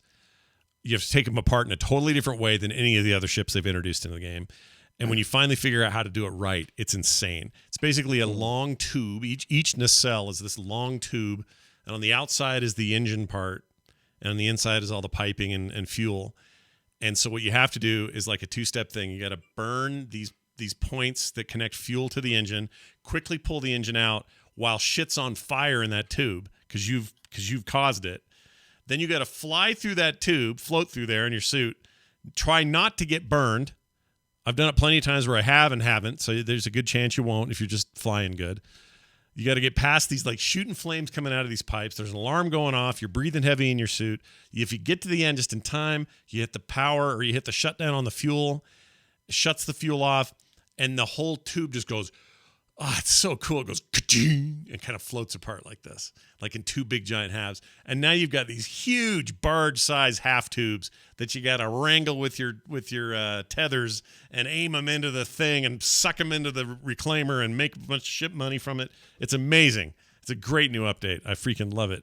But that's all I have to say about Shipbreaker. It sounds like you're such a ship nerd for like a real like world though. Like that's what I love about it is like call them ship you heads. talk about ships the way that like I don't know. Like the only example I have, you don't know because you didn't watch Evangelion, but the nerdy kid in Evangelion that's like, that's an Evangelion right there. Like Scott's just like the design of the ship. It's like they put the engines in and he just knows all the like you'd make the blueprint diagram book for Star Trek in this world. Yeah, you could. And it inspires that in you. If you've had enough time with it, you start to. You know, you'll somebody will ask a question on Reddit, and I'm like, oh well, let me tell you. Here's what you need to do. You need to decompress the front section of the ship. Do that though before you disconnect power because you won't be able to get into the rear. You know, like there's all this like game knowledge that just comes from playing it, and you do start to feel like you're some kind of expert in this fake world.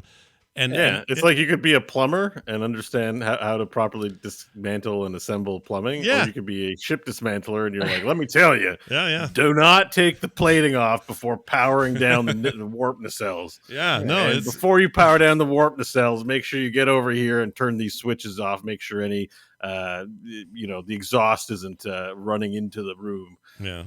Right, and he's like a level of crotchety away from just being like, now these people that design the Atlas, let me tell you, they don't care about you. They make you go down a damn tube of fire to turn off the engine. Why'd they put that there? That's right. They should have put it on the inside. They don't care about us. Well, That's why we do the job. What's cool about we suit up and do it? You're not wrong. The game feels a lot. Well, it's totally aimed that way too because like the music's like this, like honky tonk country kind of going on in your head and the radio.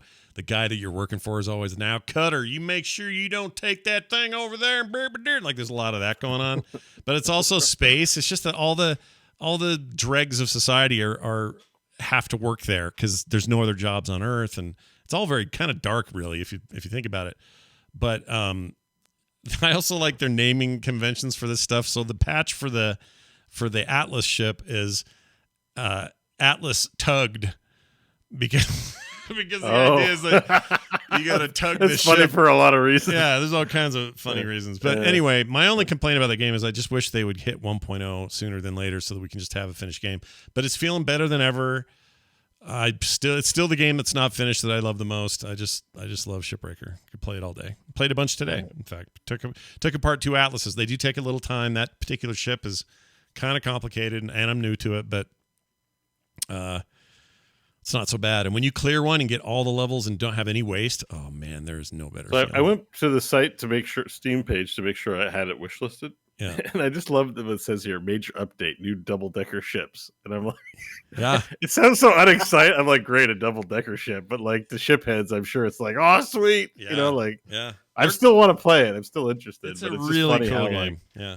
yeah. It's like it is kind of homeworld design. Like the ships themselves feel very homeworld, which I love about it.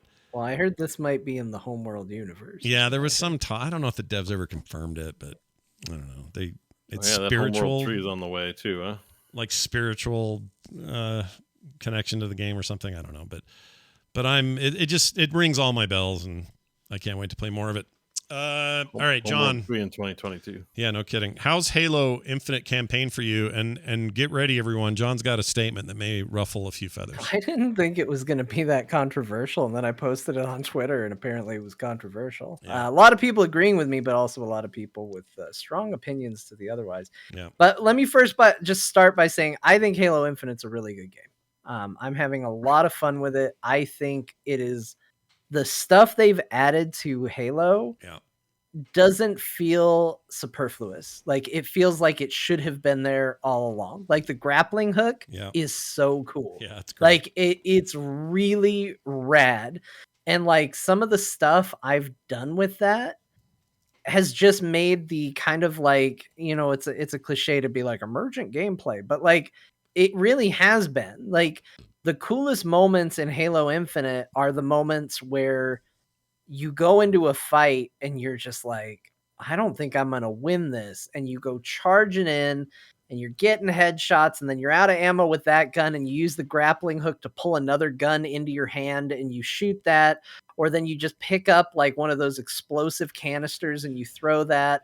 Or I had an enemy go to throw it at me and I shot it in his hand as he was about to throw it, and it blew him up. Like the stuff you're doing in the game is so freaking cool that they have made this like sandbox that is just really, really fun to play Halo in. Mm-hmm. And it's the best it's ever been in that regard.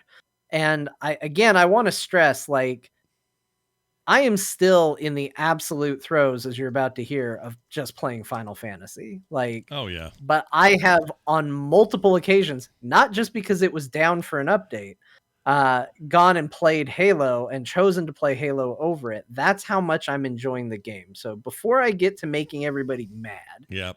Let me just be clear that I'm really, really enjoying it. Yeah, the mass. I cannot understand. There's no way to understate this. John would rather live in Final Fantasy than do just about anything else right now, and yet he's playing Halo. So that should be enough for everyone to, temper your expectations. All right, give me your thing. No, it's coming from a place of love. But I tweeted this out, and I stand by it. I still think it's true. Certainly, the arguments I've heard otherwise have not swayed me. Yeah.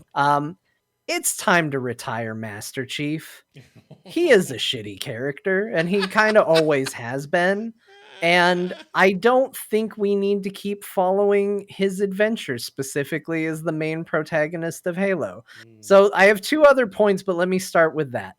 Master Chief looks cool, and he has cool one-liners, but there is nothing else about Master Chief that is a defining characteristic of him.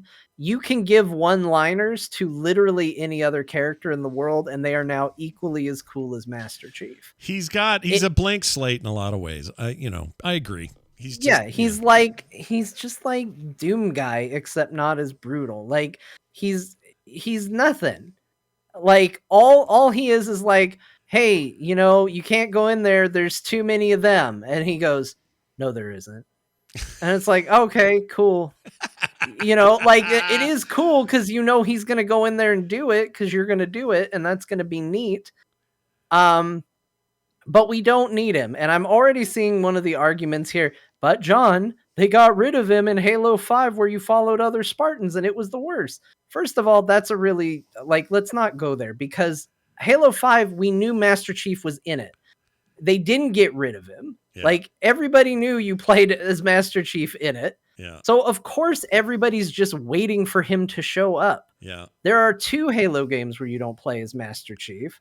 Halo Reach and Halo ODST. Yep. Those are the only 2 that he is not the main protagonist in some capacity in. Oh, yeah. And it's considered 2 of the best. So yeah, ODST being a basically a full paid expansion to 3. It's literally called Halo 3 ODST, and then Reach standalone game without Chief in it at all. Like there's no, he's nowhere near it, right?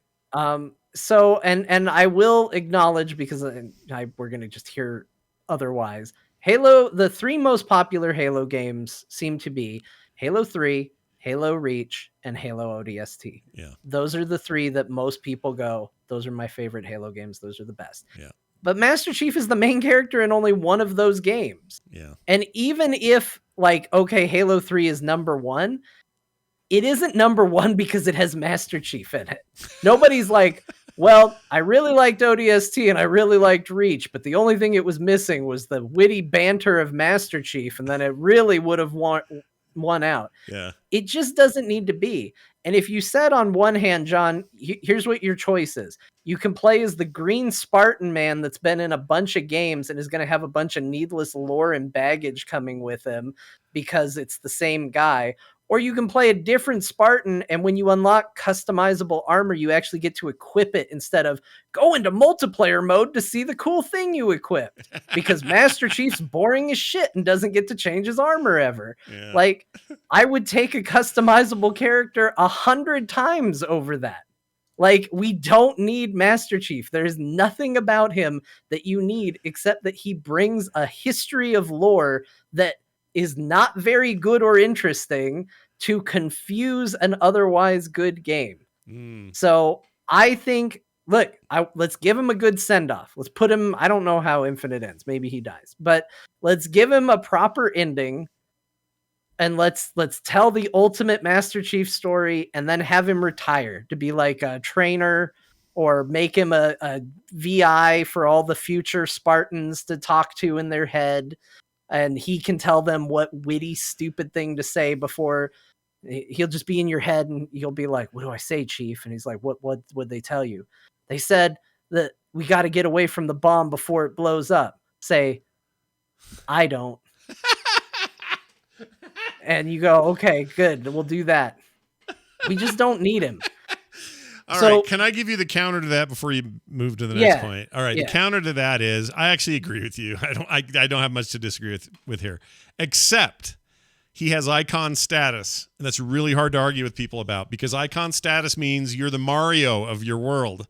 You've got massive baggage associated with you and your green Spartan ship, and it's really hard to shake it. So even against, I think, players' own interests, they sometimes think what they want is Halo Chief or Master Chief in every Halo game moving forward. Chief would be a better Halo name. Chief. I wish his name was Halo Chief. But so bad. You just stumbled upon my favorite name for him. But people they think they want that, but what they really want, they may not know it, is what they want is what Reach or ODST does, because at the time those games come out, I was old enough and young enough to remember the reaction. The reaction was very mixed and in some cases very negative. How can you take Master Chief out of a Halo game? That was like a common refrain. In retrospect, everybody loves those games, loves them more than any of them, me included. ODST and Reach are my favorite too. I love those games. I think Infinite is as close as they've come for me liking something as much as those. But at the time it's all fresh and new, and your announcement's made, and your big next generation game is coming, and it's going to be your flagship. I don't just mean from a business standpoint, but that has a lot to do with it. It's suicide to do anything else. If they would have said, it's what companies think they need to do, which is always the argument. And there's like Cydian will always pop up in the chat and go, they won't do it because I make money.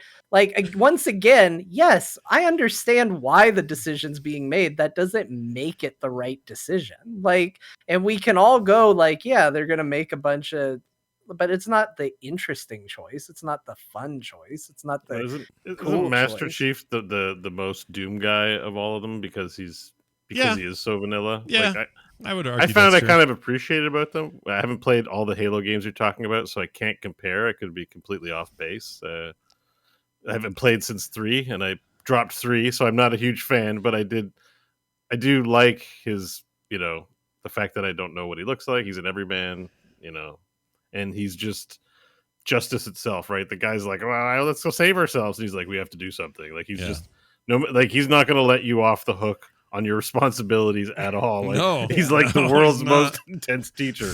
He's just like, listen, you're going to do your homework. I don't care if you've got the flu and your foot fell off. You still have to complete your homework. We're getting the homework done. Yeah, you're absolutely right. So I think I feel like he's Doom guy for also the icon status, but he's a bit Doom guy, but I'm not a Halo fan. So But I would rather see Halo fans happy than me happy in this case. So Yeah. I think this is the problem, because you see it I saw it plenty online in the reaction, and I'm already seeing it in chat. And it's such a stupid argument to me, where it's like, oh, so you want to take Halo out of Halo?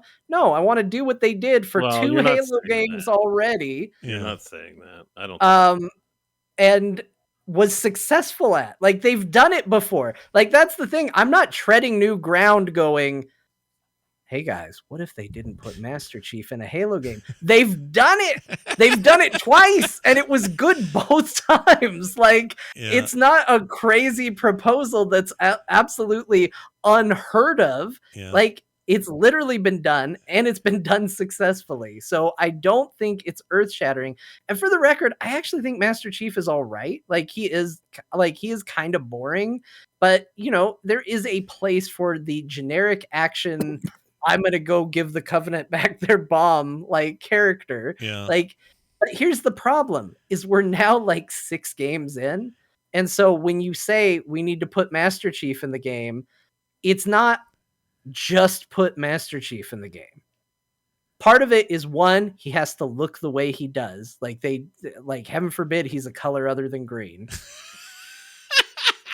But another part of it is that, like, now we have to, okay, well, how did we end the last game? I don't know. Cortana's evil. He's in space.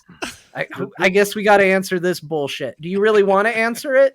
No, just come up with something real basic so we can just get out of this hole that we dug ourselves in, because we got to put Master Chief in this stupid freaking video game.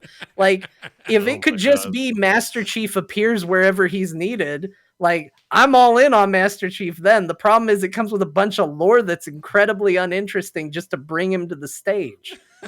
Oh man, you are going to get some emails. It's true, because Doom Eternal did upgrade the look for the Doom guy in ways that worked, and also had skins you could unlock. That you see in the cinematic. So I agree that Master Chief is boring ass in that regard. And it would be cool. Here's what I wish they would do. If they were going to do a Master Chief based game, here's what I wish they would do. Put him on another Halo, because I do think you got to have the Halo. It's sort of like Diablo. We got to keep coming up with stupid reasons for the devil to show up. Sorry, same problem with Halo. You name the stupid game Halo, he's better go to a Halo at some point, I guess. Yeah, Halo worlds have to be involved. Put him on a Halo. What other world shape could they go that aren't planets? Like, could they go to a Squarrow? Well, they did a Squarrow weird, Infinite. like, blossom. Cubo. Don't be a Cubo. Cubo Infinite. Cubo and the 2 strings. What about what's another one? A decahedron. Decahedron. There you go. But put him down there, break his armor up, and do like a Iron Man 3 minus the bad ending. Like, have him have to piece himself back together, and like not just be the guy in the suit that shows up, but actually build a character around him and a story around him, and I'd be all for that. But instead, he's just the same guy that he's always been. I hate to say this, but I do think that as much as I agree that the creative ideas should always outweigh the financial ones. When you're dealing with something this massive, you're talking about quite literally $1 billion on the line for this for this franchise and the future of it. So for them to make those kinds of decisions, they absolutely they'll build as good of ideas around it as they can, but they have to do the thing that ensures the best possible return on development, on years of this and that, on marketing, on all of it. It all has to be accounted for, or there is no Halo. There are no future games, because someone made a really cool creative idea, but then no one bought it. Well, no one's making Halo anymore. So I think you're right. I agree with you. But here's the thing. If you say, John, why do you think Halo Infinite is just good and not great? This is why. Because I don't care about the story. Because I don't care about the stupid adventures of Master Chief and his boring AI friend. Like, it's not compelling or interesting to me. So while I agree with you, Scott, they made the choice that they probably had to, and would make, 10 out of 10 times, I don't think ultimately, like, as a player, I sit there and go, you made the boring choice. I don't think this is as interesting. But that's only point one in my 3-point plan to fix Halo. So point one, get rid of Master Chief. Find something else to do with him, because he's not. Bring he's on not Disaster great. Chief. Disaster Chief. Boom. There we go. That's And it. he keeps shooting bombs in the wrong direction and blowing things up, but somehow ends up on top anyways. Oh shit! You thought Master Chief was scary. Disaster Chief. Yeah, Disaster. Just use Doom Guy. Just bring him right in. Just make that happen. Yeah, just actually yes. Yeah, why not? Crossover. 2. How about Halo, Master Chief, and Doom Guy in the game together? Co-op shooter. Now that would be a very quiet 2 protagonists that just are constantly one-upping each other. Right. Master Chief would be like, let's go that way. And Doom Guy just go grunt. He's like, ugh. That would be the dialogue. Wow. Number 2, in the writer's room, when you're coming up with your Halo story, the second you write the line, the brutes do ... Yeah. stop and do something else. I don't give a shit about the brutes. I haven't cared about the brutes since they got introduced to the game. I thought they were bad enemies then. I felt like they just existed because they're like, well, the elites were really cool, and so we kind of made them good guys, so we can't really use elites anymore, so here are the brutes. And they have never been interesting or good or compelling. I hate the brutes. I hate their stories. All of it just falls into generic, like, fantasy orc tropes, and it's not ever good. And it feels like, well, surely they know that the brute stuff was awful. And then the next game, what's this game going to be about? The brutes. Okay, well, fine. Can we just end the brute story? No, because now the sequel, the brutes, are going to do this. I hate it. The elites are way more interesting. They're way cooler. I don't care about the brutes. The brutes work me, dude. They kick my ass is the biggest problem I have with the brutes. Like I understand what you're saying about, hey, no more brutes. You have more interesting villains, or not villains, but enemies to fight. Maybe slow down on the brutes. I get that. But when I do fight them, they're kicking my A. Like, they're hard. And well, so do elites, because they stealth and they got shields. That's true. But I'd rather fight the stupid little, like, the little grunts, like, running around going, at least they're funny. Yeah, they are. The brutes funny. are just like, what do you contribute to the story? And there's a lot of us, and that's it. That's all we bring. Yeah, and what's funny, ironically, all the main characters that are brutes are of that race, and what are they called? The leftovers or something. What are they called? They have a name. Yeah, they have a name. Whatever. I don't know, because I don't care. Because you don't care, right? I was like, "What's this story going to be?" And they were like, "The brutes," and I went, "Okay, I'm going to put on a podcast and turn down your story and just do the part of the game that's fun." Yeah. Well, in this case, they're all like all the major characters on the brute side that are portrayed in the game are voiced by people who literally do orcs in World of Warcraft and in Warhammer 40K games. Like, you're not wrong. Like, they're kind of ringing that bell a lot here. I guess I don't disagree with point number 2. I'll put it that way. It's a fair point. Point number 3. Like, let's stop doing stories about Cortana. For the record, I think Cortana is great. I actually think that in the realm of Halo, she's a bright ray of personality in an otherwise fairly bland universe. But we don't need stories about her. Well, I mean, she is the story, though. The main focus. She is the story. See, this is what you're saying, though. They painted themselves into a lore corner here because they made her a rogue AI that now needs to be taken care of, or else it's going to kill everybody. And that kind of proves your original point, which is you put yourself into a place that now you got to walk your way out of, and this game has to do that. I get that. Yeah, but they had to address it. I mean. Well, yeah, that's the thing. They have to, which is why I want them to just wrap it up. Like, I don't know how Infinite ends, but I hope it just wraps it all up.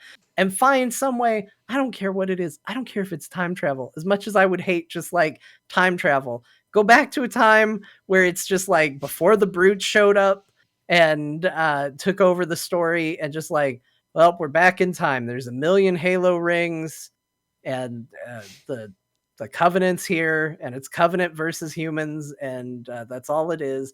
Like, I've never felt more inclined to just be like, I don't care what you do to throw out all this lore that you've built, but throw it away fast, because I think your guns are cool. I think your aliens are cool. I think your world is cool. I think your music's cool. I like 100% of what you're doing here, except the story you're telling me, and it couldn't matter less to me. Like, their story literally is just an interruption in the action that I'm really enjoying. So you're stoked then about the Halo TV series that's coming. You couldn't be more jazzed about them. I mean, I might be. Yeah. It might be good. Yeah. Did the We went writers over sit this. down and Like, go, this is a part 2 So of, the of a brutes- series now. Hang on. Yeah. You've had a lot of chance to speak. I just want to say this is part 2 of a because we had a conversation like this about Mass Effect TV show Yep. and Shepard, and this is kind of, we're kind of in the same subject. And I just wanted to say here, John, I'm sorry about all the Nashes. And now that I know how you feel about time travel and all that, I'm like, there's an element of that in our D&D campaign. So. Yeah, a little bit. Well, no, And- you're saying you'd take the Nash story over what they gave you in Halo Infinite. Is that what you're saying? yes, I'm saying if it's a road to just like Oh my God, Nash Infinite, I'd play that. Yeah. times, like, I'm 100% about it. And so one of the chatters, everybody can see it, I don't know why I'm keeping a secret, says, so you want a different game? No. He Like, wants a what different part story. of me saying how much I like the game and how much I like Halo and how much I wish it was more like older Halo games, narratively speaking, sounds like I don't want Halo? Yeah. This is computer the weirdest argument that I've gotten back from people that are upset about what I say, is when they're like, do you want to take everything that's Halo out of Halo? No, I don't. I want to take certain pieces that have built up over the years of Halo and say, you know what? Maybe we were better off without these elements, or maybe it's time to move on from some of these elements and continue the story, because I think the game is good. And the other one that has been my favorite comment that I've gotten a lot is, I'm an OG Halo fan, and let me tell you why you're wrong. Guys, you don't know my backstory. I've owned almost every Xbox that was the deluxe Halo edition of an Xbox Yeah. that existed. I've loved Halo for a long time. So just because you don't agree with my opinions doesn't mean I'm not a Halo fan. Yeah. That's a really weird hill to stand on. He doesn't like Master Chief. He doesn't like Halo. I love it. I love it a lot. You I must have just got think a lot it of needs feedback to about evolve. this. Yeah. I did. Oh, yeah. Yeah. I got a lot. Scott was like number one with a very reasonable, like, yeah, companies will never do it, which, you know, is true. Yeah. Oh, Scott's But- right. I mean, Yeah. Yeah. But And at the same time, this is what I want, because the entire time I'm playing Infinite, I'm having a really great time, and I'm just sitting there thinking, one, it would be awesome if I could customize my Spartan, but I'm stuck as stupid Master Chief. So all I can do is go into multiplayer and customize him there, Yeah. which for some reason I'm unlocking as Master Chief. Oh, really? I didn't know that. Oh, I see. You're unlocking Yeah. it in the single player game, but in the multiplayer game, you can be a lady. You can be, You can be whatever. Yeah, But like, it just feels weird to me that I'm on my Master Chief adventure and I open up like an armor container and it goes, hey, you got a sweet new paint job for multiplayer.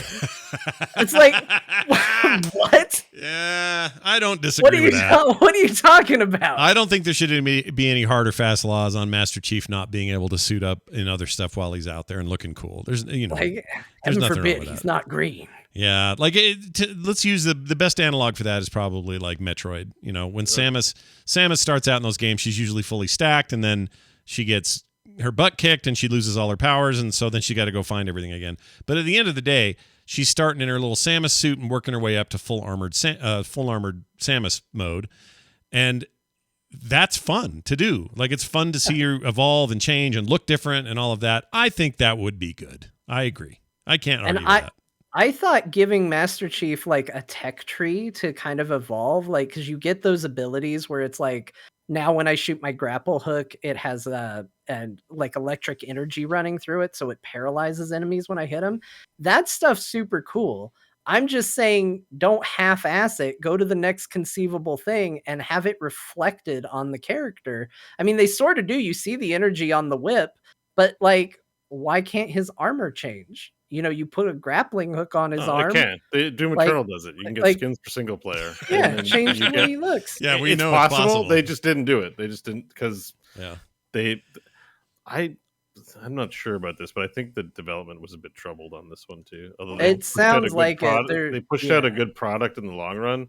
Some of this could probably be explained by those rumors of Yeah, like the no co-op at launch and all that. Who knows? I mean, Yeah. they delayed it a year, and I'd love to know the story behind it all. And it's been pretty much a triumph for them overall. But I think these are fair. These are fair points. Like, you know, like maybe they could Kratos him. Someone in the chat mentioned it, and I think I kind of agree with this. Kratos is pretty two-dimensional in the old God of War games, but in a lot of ways, he's a Sony mascot. You know, he's an icon of his own right.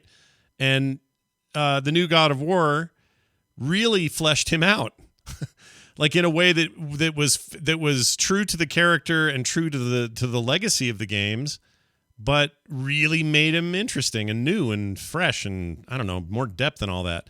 They could have done more of that here, for sure. Yeah, I mean, you know, Mortal Kombat has iconic characters. You can get skins for them. It doesn't ruin the iconic version of them that you might see. Yeah, You know, I the just- trailer. and I would have also the don't know- iconic version, but the game doesn't have to have it. You know, right. I don't know why we get so serious about it. Like, why can't there be a skin where I'm literally like Xbox One Master Chief running around in well, this universe? I think the point. Well, yeah, you can get the original Doom guy. Like they have all in the Doom one. They can get all kinds of stuff. They could do it. But I think it's not the look. It's less the look. It's more narratively. You're not interested in Master Chief. You want a different. You want a different character. Yeah. He's not It's more so fun. interesting that I don't think we could have fun with him. Like, I didn't go, oh, Resident Evil 2 remake can't be serious because I can make Leon look like 5 pixels running around going Right. with like PlayStation hands. Like, I think it's, you know, you've got a character that has a history across multiple systems and generations. I think like you can either, you know, do what I say and retire him, or you can lean into that history and just be willing to have fun with it. Like, it's a video game, for God's sakes. Let him change his armor, make him a pixelated nightmare if you want. Like, I hope Microsoft is listening. why not? Or Like, 343. Yeah, It doesn't have to be taken that seriously, shockingly enough. And I would say that goes to Halo fans as well. People can pose the question of, do we need Master Chief without it having to mean, you hate Halo? Why do you hate Halo so much? Yeah, what's wrong with Halo? All right, I'll tell you what. No matter what they do, the Infinite story is infinitely better than the Destiny 1 story, and I'll stand by that till my grave. So take No, that. that's 100% true. I'm not even paying attention to the Infinite story, and it's better than the Destiny. Yeah, 1 Destiny story. 1 story. 2's come a long way, but 2 started rough as well. But I didn't like 2 either. for whatever reason, you know, Bungie, everyone's like, oh, Halo, Bungie's storytelling was shit in the last while. So 343, you did fine. I think maybe they were a little careful. But again, this is a mega, not risk, but it's a big deal. And there's so many moving parts to a project like this. It's Yeah. about as mascotty as Xbox gets. It's Yeah. the most recognized Xbox. It's product. their guy. It's 100% their It's dude. Mario. They can't make the game without Mario. Yeah. And it's a very cool game. Again, just to roll it back on that, I'm having a lot of fun. Yeah, with it's it, a blast. Even though I like, Oh, I yeah, and I'm think- having fun. I think the open world stuff is honestly a perfect fit for Halo. Because to me, Halo has always been better when it's like, here's a scenario, just go have fun with it. And an open world game is perfect for, here's a scenario, just go do it, rather than a static level that you move through. Mhm. Right. And it's been a lot of fun. And I think the checkpointing is really good with Oh, it too. way Like I better told- than it used to be. Yes, I agree. there's a moment early on in the game where Master Chief does one of his classic Master Chief one-liners, and the guy's like, you're going in there with only 8 bullets or whatever it is, 4 bullets, you're going to take over the whole ship. And he's just like, yes. Yeah, And I'm Master Chief. Yes. I was really sad that we didn't get to play that, but then it happened later in the game where I went to free a bunch of soldiers, and I realized I only had 8 bullets, like between both guns. And I was like, can I do this?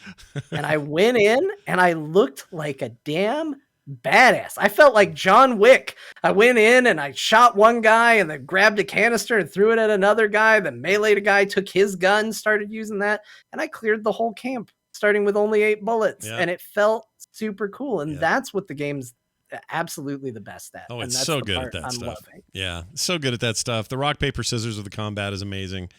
Like, no one's complaining about that. But I think you made some points about this story that are interesting. Bo, it says on your list here you played a bit of Halo multiplayer. How'd that go? I played multiplayer. Yeah, so I enjoyed it. Multiplayer is pretty good. It's good, right? It's fun.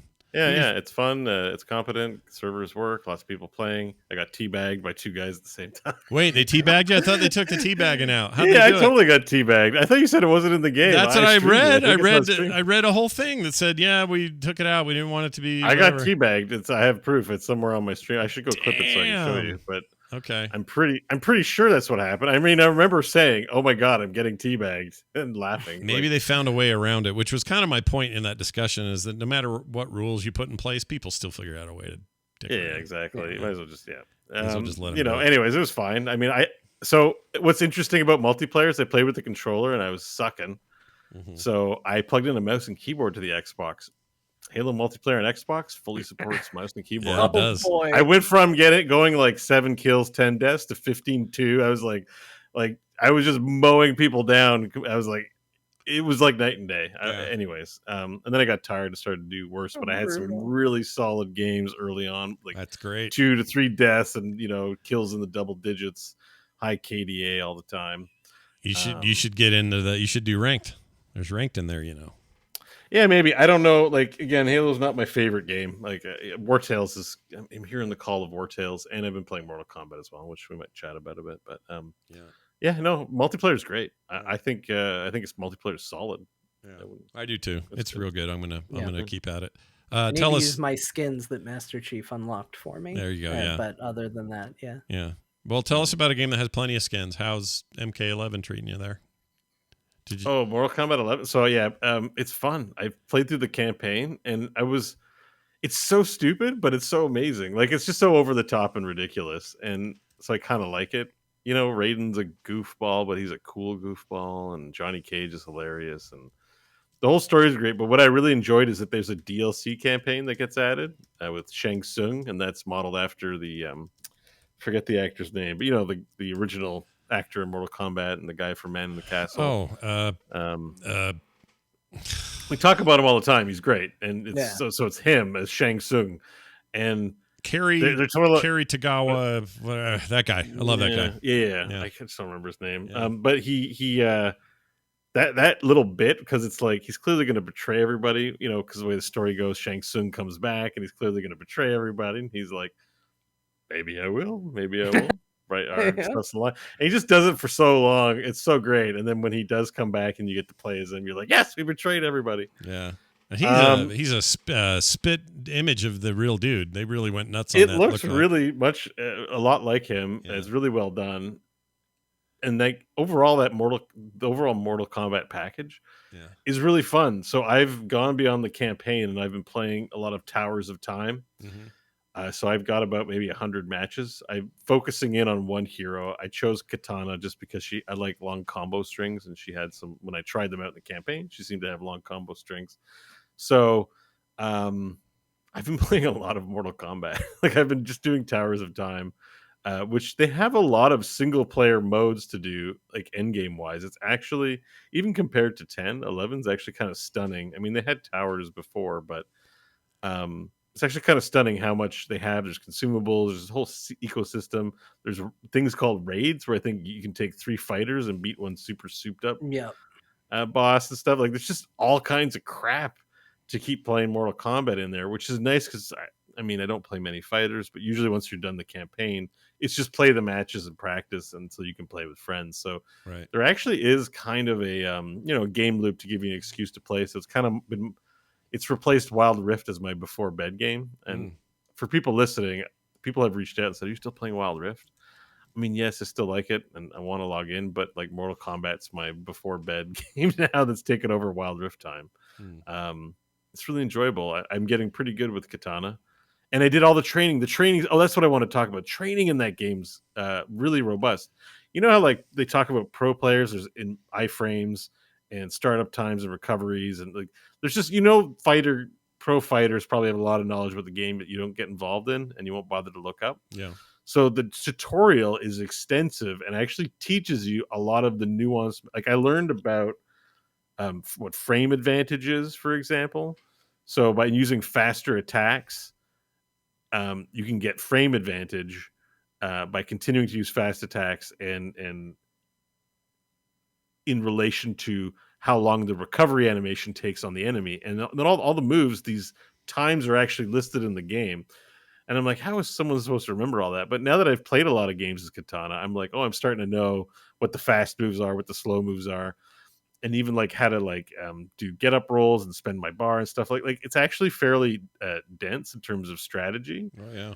And but you end up button mashing these games because it's like when you first play them, your brain doesn't work that fast. But now that I play more, I'm starting to get it better. It's really fun. It's a really good game. Yeah, it's a big package really too, impressed. like you said. Like it's a really there's just so many hours of stuff, and it hooked me. Like I'm kind of like I thought I'd just be in for the campaign, play a few games, but I'm kind of hooked and wanting to get better at playing more of a fighter game. And it's thanks to the way they've presented and worked on this game that's really done it, I think. So. It's but watch for it. 2022 Evo. Tyler Lansdowne, if he's listening, good job on your game. Sorry it took me a good job, years Tyler. To play it, look, 2022 Evo champion Bo Schwartz. You heard him here first, everyone. No, there's no way. There's no way. We're all getting too old. We can't only play Katana. Most people that are good are like insanely good. Like they're yeah. I mean, I'm still too intimidated. I can't even. There's stuff I still can't do and train. Like there's training's pretty easy, but then they ask you to do these crazy combos. Let me give you an example of what it asks you to do, how complex it gets. You know how you have like a 3-hit combo? Yeah. Well, you can cancel the combo by doing a special move, kind of like in Heroes, where you can attack animation cancel by attacking on certain heroes using the ability, then attacking right after, increasing your attack speed. Oh, right. So it has that in this. Yeah. You do a combo, you do a cancel, then you launch into another combo, amplify, teleport on raid, and then do another combo into cancel, amplify. And I'm like, my brain is like, there's smoke coming out of my ears on how much you can actually chain together. So, no, I think Mortal Kombat 11 is a super great game. Yeah, it's I don't know. It'll be interesting to see what they follow up with. What does 12 look like? I don't even know. Yeah. It's also bloody as hell, which I appreciate. Oh yeah, the freaking fatalities in this game. Yeah, like magical. There's one where Garrus punches a guy in the back of the head, and then it's so hard his face flies off and the brain comes out. It's so like this is like the bet in terms of gore. It's got to be the goriest one. It is so. Yeah. It is so like just ridiculously over the top. Yeah, I thought 10 was gross. 11 is gross. It's real gross. 11's in the best way so possible. bad. Like I don't mean this as a negative. It's great. Yeah, but it is like I find myself repulsed. Like you'll cut someone in half, and it's like they went to town understanding human anatomy because you'll see what's inside their body when they get cut in half, like as if you were actually looking at something cut in half. Yeah. There's some great environmental stuff. I just watched the scene here just a second ago. In fact, you know what, chat? I'm going to go back so you can see it. This is really something. He takes evil Shang Tsung or evil Chung Li, or what's his name? I forget his name. Liu Kang? Liu Kang. Grabs her by the head. Look at that. Right through that spike. Oh, man. Like that. You'll catch up in a sec, John, if you're streaming. Yeah. Freaking brutal, Oh, dude. yeah. Like the fatalities are over the top, but that's ignoring the fact that your character gets killed like 18 times over the course of the actual game, as they're just like point blank shooting each other and sticking their heads on spikes. Like it's ridiculous. Like Aaron Black, the cowboy guy, he throws coins in the air, shoots you a bunch, then turns around and shoots behind him, and both bullets hit both coins and then land into your eyeballs. Yeah, and, eyeballs and then you just keep fighting. And you just keep fighting. Yeah. Did they come up with the dumbest? They're the dumbest over the top ideas, and I love them. I hope they never stop because that's exactly what that game should be. But Mortal Kombat 11 is like it's fantastic. It's a cool game. All right, hey guys, Christmas Miracle. You remember Jamie, TMS Mashups? He does a lot of stuff for TMS. He started listening to Core and was like, "Oh man, you guys say a lot of dumb stuff. I can make cool mashups out of the dumb stuff you guys say." And we had a few of those for a while, but then he got real busy and hasn't had a chance to do it. Well, he's back. and he has a mega mashup for us to end the year Mega of Core. Mash. I don't know. It's in the radar room, Mega Mash. That's right. This one's called Licensed Dad Joker. I don't remember anything about this, and I haven't heard it, so we're all going to hear it now together. Enjoy. Oh, we're done at work? I'll put my wiener in your bum. That's kind of how it went. Is that how it works? Yeah, that's how you go from A to Z. Go from work to wiener in your bum. Give me everything you got.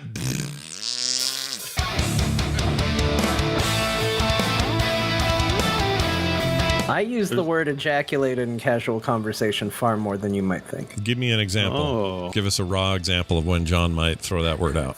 Raw example. I feel like I've walked into a place, realized I shouldn't be here, and have nothing to offer that's going to be appropriate or acceptable. And I'd like to just Abe Simpson this and turn right back around, collect my hat, and head back out the way I came. But if you look at it really close. And they look way fat on the base and way narrow on the tip. Everything's got a I teeth. believe the text even says gently milk. Gently milk a... It's a gentle milking, which is good. Yeah. well, nobody wants Not a an hard milking. Assertive or aggressive one. You don't want to milk too hard, is what I'm saying. You want the milk to feed nicely to you. You don't want it to ejaculate all over. Yeah, you want it to ease from the nipple. You don't need a ejaculatory nipple. That's the life we live. Sorry, I'm gonna do my old man thing and be like, nah, you know what I'm gonna have to do? No, Log be an in old to man take about a it. You shit? have every right. Yeah. Like, you can't use this toilet until you signed in to toilet.com. Do you want to log in with your Facebook to use the shitter? No. Would you like to see a history of your last 20 shits? Like, Welcome. Take a shit here, and then... Would you like a refreshing bidet? They all go to bed, and they go into like cryostasis at the end of that game. Oh, I thought you And meant they then all in had two- sex. They all had sex together. Sexual intercourse. Yeah, Donald, Goofy, and Sora Well, Donald's halfway there. He doesn't wear pants. He's ready. ejaculated themselves into cryo sleep.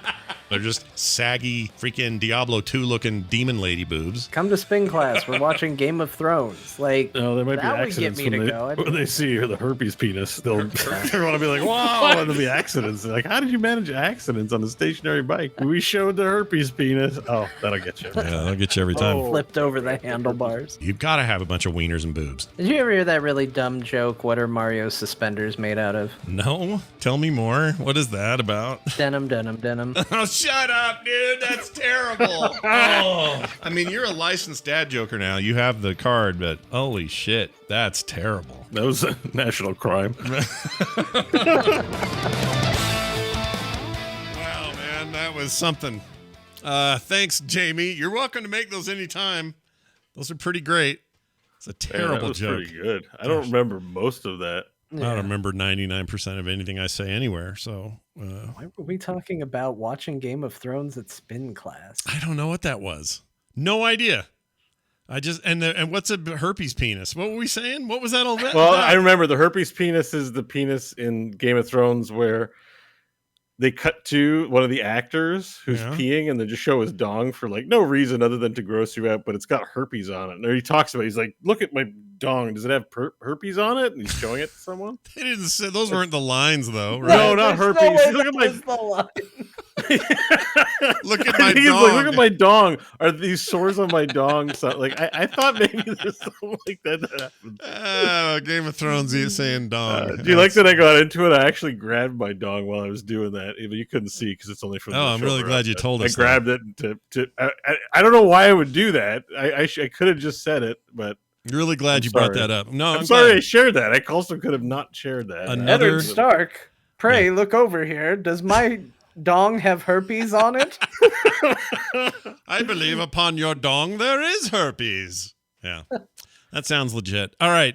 Thank you for that, Jamie. We appreciate it. Now this before we go. That's a good question. A quick email. Yeah, that's right. Emails. We still take those. talktothecore@gmail.com is the email address. talktothecore@gmail.com. This email's from Greg Trent. That's a cool name. It says, hey, Core hosts. Every week I look forward to this show. It is my weekend chore ear hole filler. And for that, I am extremely grateful. Thank you for all your hard work and thoughtful commentary. Probably an asterisk there about all the dumb stuff we say too. But anyway, quick question. With the huge rise of tactical shooters, Hell Let Loose, Squad, Ready or Not, etc., do you all feel that the age of not realistic shooters like COD, Battlefield is nearing its end and you will all be open to trying them?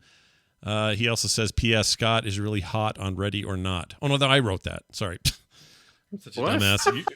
All right, so sorry. Let me Were you- explain that.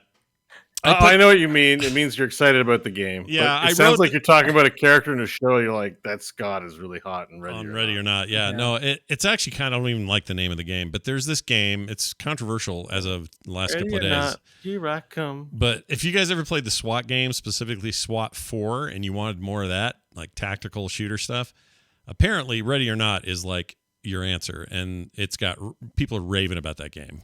Is this the one they're talking about? There's going to be a school shooting level. And Yes, it's got a lot so of that was the controversy. big controversial thing in the last couple of days. They confirmed that they were working on a level for this thing, a scenario that is a you go in to stop a school shooting or to stop one from getting If worse. it's a simulator of such things, then Well, it's a harsh reality people have to face. it is kind of a hard call. Like if I was making the game, I think I'd be less enthusiastic about that kind of scenario, just given the parallels to reality. But then all of these are there's scenarios in malls and scenarios in movie theaters and scenarios in all sorts of public places and hostages and all that.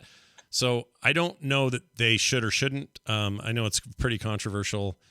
I kind of like the idea of being the good guy in a scenario where I can save lives, and that's what this game's supposed to be Yeah, about. if this is like Skyrim So- where you can be the bad guy, and I don't want to have a school shooting because then Yeah. people Then then I'm you're, not then interested. you're like, oh, let me join the school shooter, and it's like, okay, but if Yeah. you're if it's you're the good guy no matter what, You are. like then like there's no like be a take pride, like I just don't know what kind of game it is, but if it's literally just a tactical resolve, you're a policeman and you got to do police work. Yeah. You're SWAT special work. forces in a police unit, and your job That's- is to do SWAT If it's stuff. handled tastefully, then I mean, it's a real issue, and if it's handled tastefully, I wouldn't shy away from it. But of course, this is actually good for the game because you know what? It's free advertising for it. It Like, is. I hate the name of the even game, if they though. take it out later, if their goal is to like make money with it and get attention, it would Yeah. be hard to say like, yeah, let's do it and get our hands slapped, and we're not going to do anything distasteful. Well, their publisher Um, left is one problem. So Team 17 was going to publish the game, and they've had like they call it an amicable parting of ways. So the devs are like, yeah, they didn't want to have this scenario in there, but we're also, we're wishing each other well. It just wasn't what they wanted to do. I can't really judge it until I know what the heck they're doing. I know that I only heard about this game because of the controversy. That's how I read the article. Oh yeah. Right? You're always going to get. I mean, no PR is bad PR or whatever. But I played SWAT 4 till my eyes bled. That game was amazing. One of the greatest tactical games ever made. I don't think anything's come close since. And this is right there, according to everything I've read. So if that's the case, I have a lot of interest in the game, and I definitely will be playing this game. I need to see how they handle that, though. If they're doing it just for the shock and awe of it, then I have zero interest in that. But if it's like, well, we're taking real life scenarios, and this is one of them, and we've thought a lot about it, and we've worked hard on it, and this is what we're going to do, that's a different context. And I can probably, at the very least, not judge until I see what they're going to do. So Right. Like most things in life, it's not as binary or complicated. It's more complicated than we would like to put on face value. On one hand, I wish people got as fired up about the idea of school shootings in video games about actual school shootings instead of just virtual ones. That Yeah, would be I do nice too. on a surface point. yeah. But number two, I can also see why, a game that's potentially going to be played by people who attend schools, turning the place they go and should feel safe into literally a scenario and a battleground is maybe not something that sits well with people. And I Yeah. say that as somebody who literally had to keep their stepson home because somebody had done a gun violence threat not too long ago. Sure.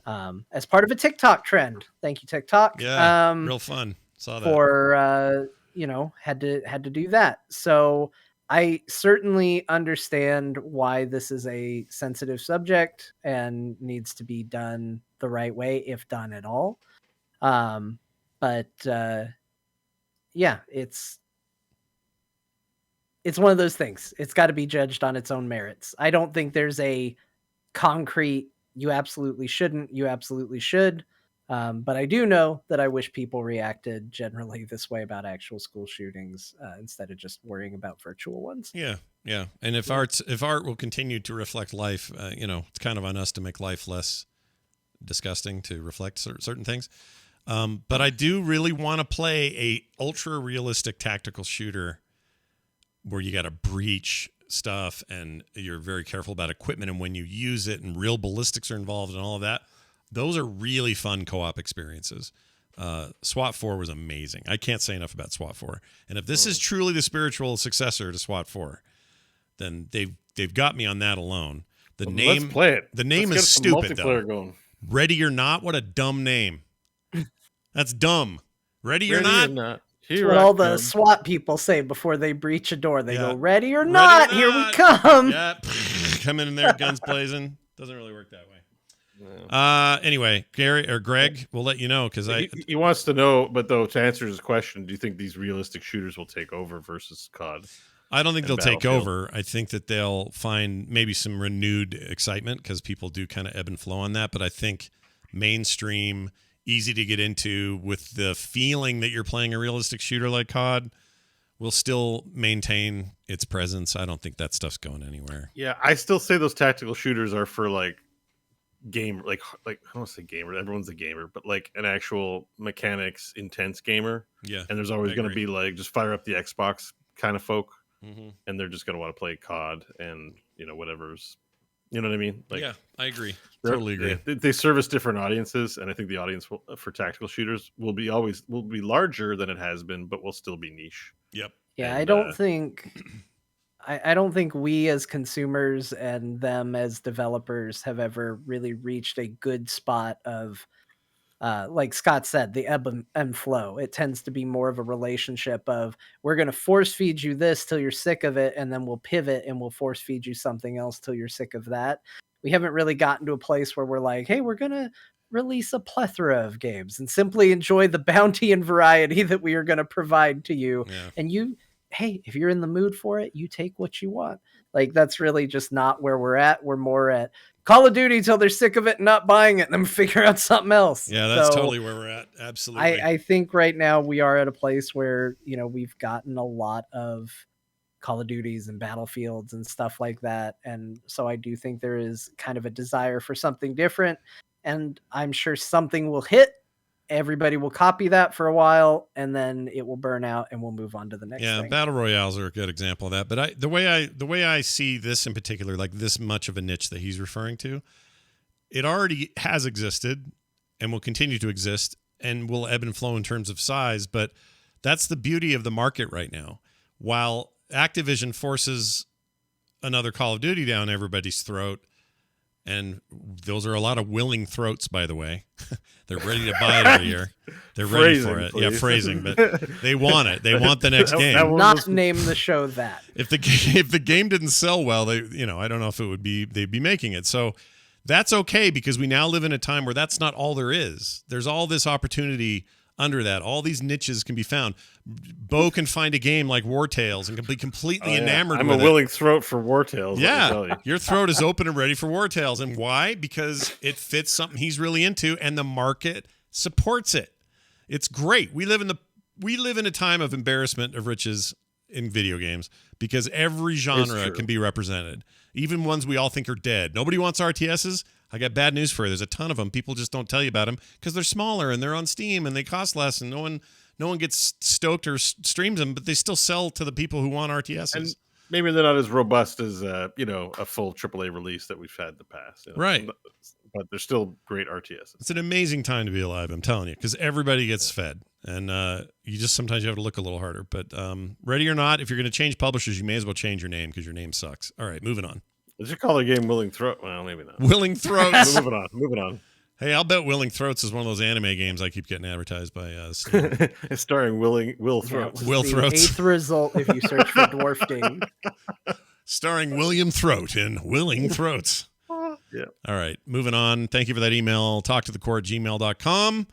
I have a big announcement to make, and then we'll roll out of here. Announcements. Yep. I've made this public in a couple of places, but as everybody knows, there's a few video game related shows on the network. The Instance has been around forever. This show, of course, and this one has kind of become, I don't know, the tent pole of gaming discussion. So me and Brian Dunaway worked together for a long time on the Boop Show, which is all about indies. We decided we're going to change course a little bit in the coming year. Oh. and do something we're both very passionate about, but have never taken the time to really throw our guts into, and that is coverage of retro gaming. Everything from your favorite arcade classics to NES games to stuff you had on your Atari 2600 and beyond, like all the old stuff made new again on a brand new show called Play Retro at frogpants.com/playretro, which is coming January 2022. It's a long time from now. It's 20,000 years from now. No, starting January 3rd, actually, is our first Monday recording. We will start doing this show. I'm pretty sure our big focus that day is going to be Joust, because it's my favorite classic game of all time. And it isn't just, hey, let's talk about Joust and why it's fun. It's, what's the story behind this game? Who designed it? How did it almost not happen? Why is the sequel so bad? Where did that sound come from that's so iconic or whatever? Think of like all the really underpinny stuff. You never hear about these things. We're going to dig deep and talk about them with all sorts of passion for classic games. He and I grew up with this stuff. We want to talk about it. So Play Retro happening. And some people have said, actually in the chat just said it, define retro. It's been kind of hard, actually, because what is that? Yeah. Is that 20 years ago? Is there a cutoff? Like, that will be part of the discussion, because I don't think we have a good answer.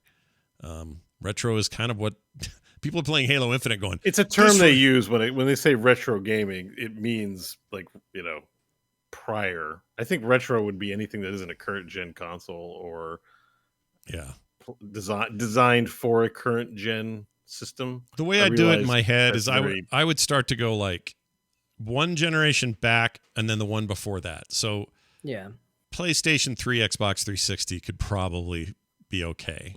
Still feels a little new though, right? So maybe if you were like, hey, we're going to talk about the retro game Elder Scrolls Skyrim, I'd be like, yeah. Well, but I don't know about that. Like, I kind of feel like it's a nebulous. Yeah, it is. It would fit the criteria, but I feel like it's nebulous enough where you could probably say like retro. You know it when you see it. Like, and maybe Skyrim becomes retro when the next Elder Scrolls game comes out at that point. Maybe. Because Morrowind certainly feels retro. I think it's you know it when you see it. I think you're right about it, so you know it when you see it. If it feels like, oof, this is... Like, I felt that way even playing the Mass Effect remaster. I'm like, this is a previous generation game. Mm-hmm. This is starting to feel retro to me. Not full retro. Right, but not a retro game. I'm starting to feel the retro of it. Yeah. Oblivion, they say in the chat. That's almost 20 years old. I think that fits. Like, I'm not saying 20 is the cut. Oblivion would be retro. If that game launched today, would it be an extreme embarrassment? And and it's like, if the answer is yes, you're playing a retro game. Yeah, no, that's actually funny you brought that up, because we want to touch on those kinds of aspects. Like, is the game that we're talking about as good today as it was back then? In some cases it is. Pac-Man you could play anytime, anywhere, all the time. Pac-Man's great. It's kind of never not playable. You may not want to play it all day or have better things to do, but it's a venerable title. And I want to do episodes that are like, why is Pac-Man so impactful? Why is it all these years later, everybody knows what Pac-Man is and who the ghosts are and what's going on? Like, it's a big deal. And really, it's just a bunch of dumb shapes in a maze. Well, why? What is that? Like, that's the kind of depth we want to get into. And I think it'll really make for an interesting conversation. Well, it sounds like that's an exciting idea. It sounds super cool. Yeah, so look forward to it. It starts on the 3rd. You can get to the site and pre-sign up for the RSS feed for your favorite podcast player. Now there's a little holder file on there. And I remember on Final Score, you guys used to do mini retros, like you play sound files from the old game and just listen to the sounds and stuff. So yeah, we do that on Boop. Conversations are going to be good. You guys are also like, you've done this before, right? So it's not going to be like how's this show going to go? Oh yeah, not at all. Yeah, most people old friends, you know each other. It's going to be really good. In a lot of ways, it'll be very familiar to people. And even on the Boop show, we do Guess Our Game right now, which is usually a audio from an old game, and then we try to stump each other on what it is. Like, we are already kind of injecting some of that, but we want to go whole hog and get really into it. And so do check it out. Again, that's frogpants.com/playretro. It's up on Google, Amazon, Apple Podcasts. Who else has it already? Oh, Spotify. They're all listed up there. So if that's where you get your shows, you can get it there. All right. Real quick before we go, I want to thank some patrons for their support at patreon.com/core show. That's how this show happens, how the lights stay on. Zach, Rolfs, jumped in at the creation episode or creation level, which is great. Greg Trent. Oh, we heard from him earlier, didn't we? He's a Core Hound Gold level dude, and he's awesome. We love that level. That's great. Kamikaze at the Core Hound Silver level, and Garrick Muzladin. He is at the Core Hound Platinum level. You guys are all awesome. So keep it up. Wow, we got plats. Yeah, we got plat, yo. So keep that gold pressed latinum coming over at patreon.com/core show. We would really, really appreciate it. Our website is frogpants.com/core. Talk to the core at gmail.com. You can find us at CorePod on Twitter. And you should give us reviews wherever you go because it helps the show grow. And we're really proud of this thing. So tell your friends. All right. I think that's going to do it. I probably should take it around the table and see if anybody's got any like hot wisdom to dump into the NFT here real quick. So John, anything, Christmas right around the corner. Any advice or anything before we go? Hey gang, we sure had a lot of fun here today. And before you get all fired up about the idea that someone might have an opinion different than you about a Halo man, just remember, in the words of Master Chief himself, maybe it's time to finish the fight. Oh, that's not bad. It's not bad at all. But make sure you wear green armor and don't change much. And then don't change that armor. Yeah, maybe put a grappling hook on it, but don't nothing more than that. Well, what if can I boost the grappling hook, make it come back faster, slower, longer or less cooldowns and that kind of thing? Maybe that's I don't know. I'm not that far. All I got to do was add electricity to it, which was nice. But I've mostly boosted my shields because while I'm a fan of Halo and will not stand for anybody questioning it, I am bad at Halo. So I've been just boosting shields. I do like shields. Boosted shields are good shields. Bo, anything to add? Any advice you'd want to give the fine folks at home? I just want to wish everyone a happy holiday, Merry Christmas, stay safe, hug your loved ones, and have a great holiday season. Oh, that's very nice. So my advice is to have a nice holiday. Yeah. And we'll be back next Thursday with our best of the year. Might be the whole show because there's no other news going on. So it might just be us breaking down the games that had the biggest effect on us this year. Super informal. It'll be fun. We'll do it here on the live chat as well. If you'd like to listen to the show live, we're at 5 p.m. Mountain Time at frogpants.tv. That'll do it for us. Merry Christmas, everyone, and we'll see you next time.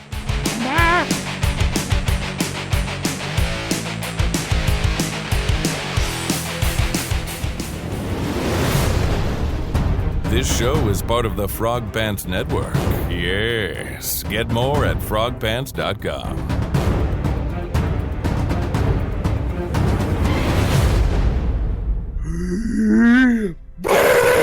We really pulled a boner on this one. I did both of them. I got them both.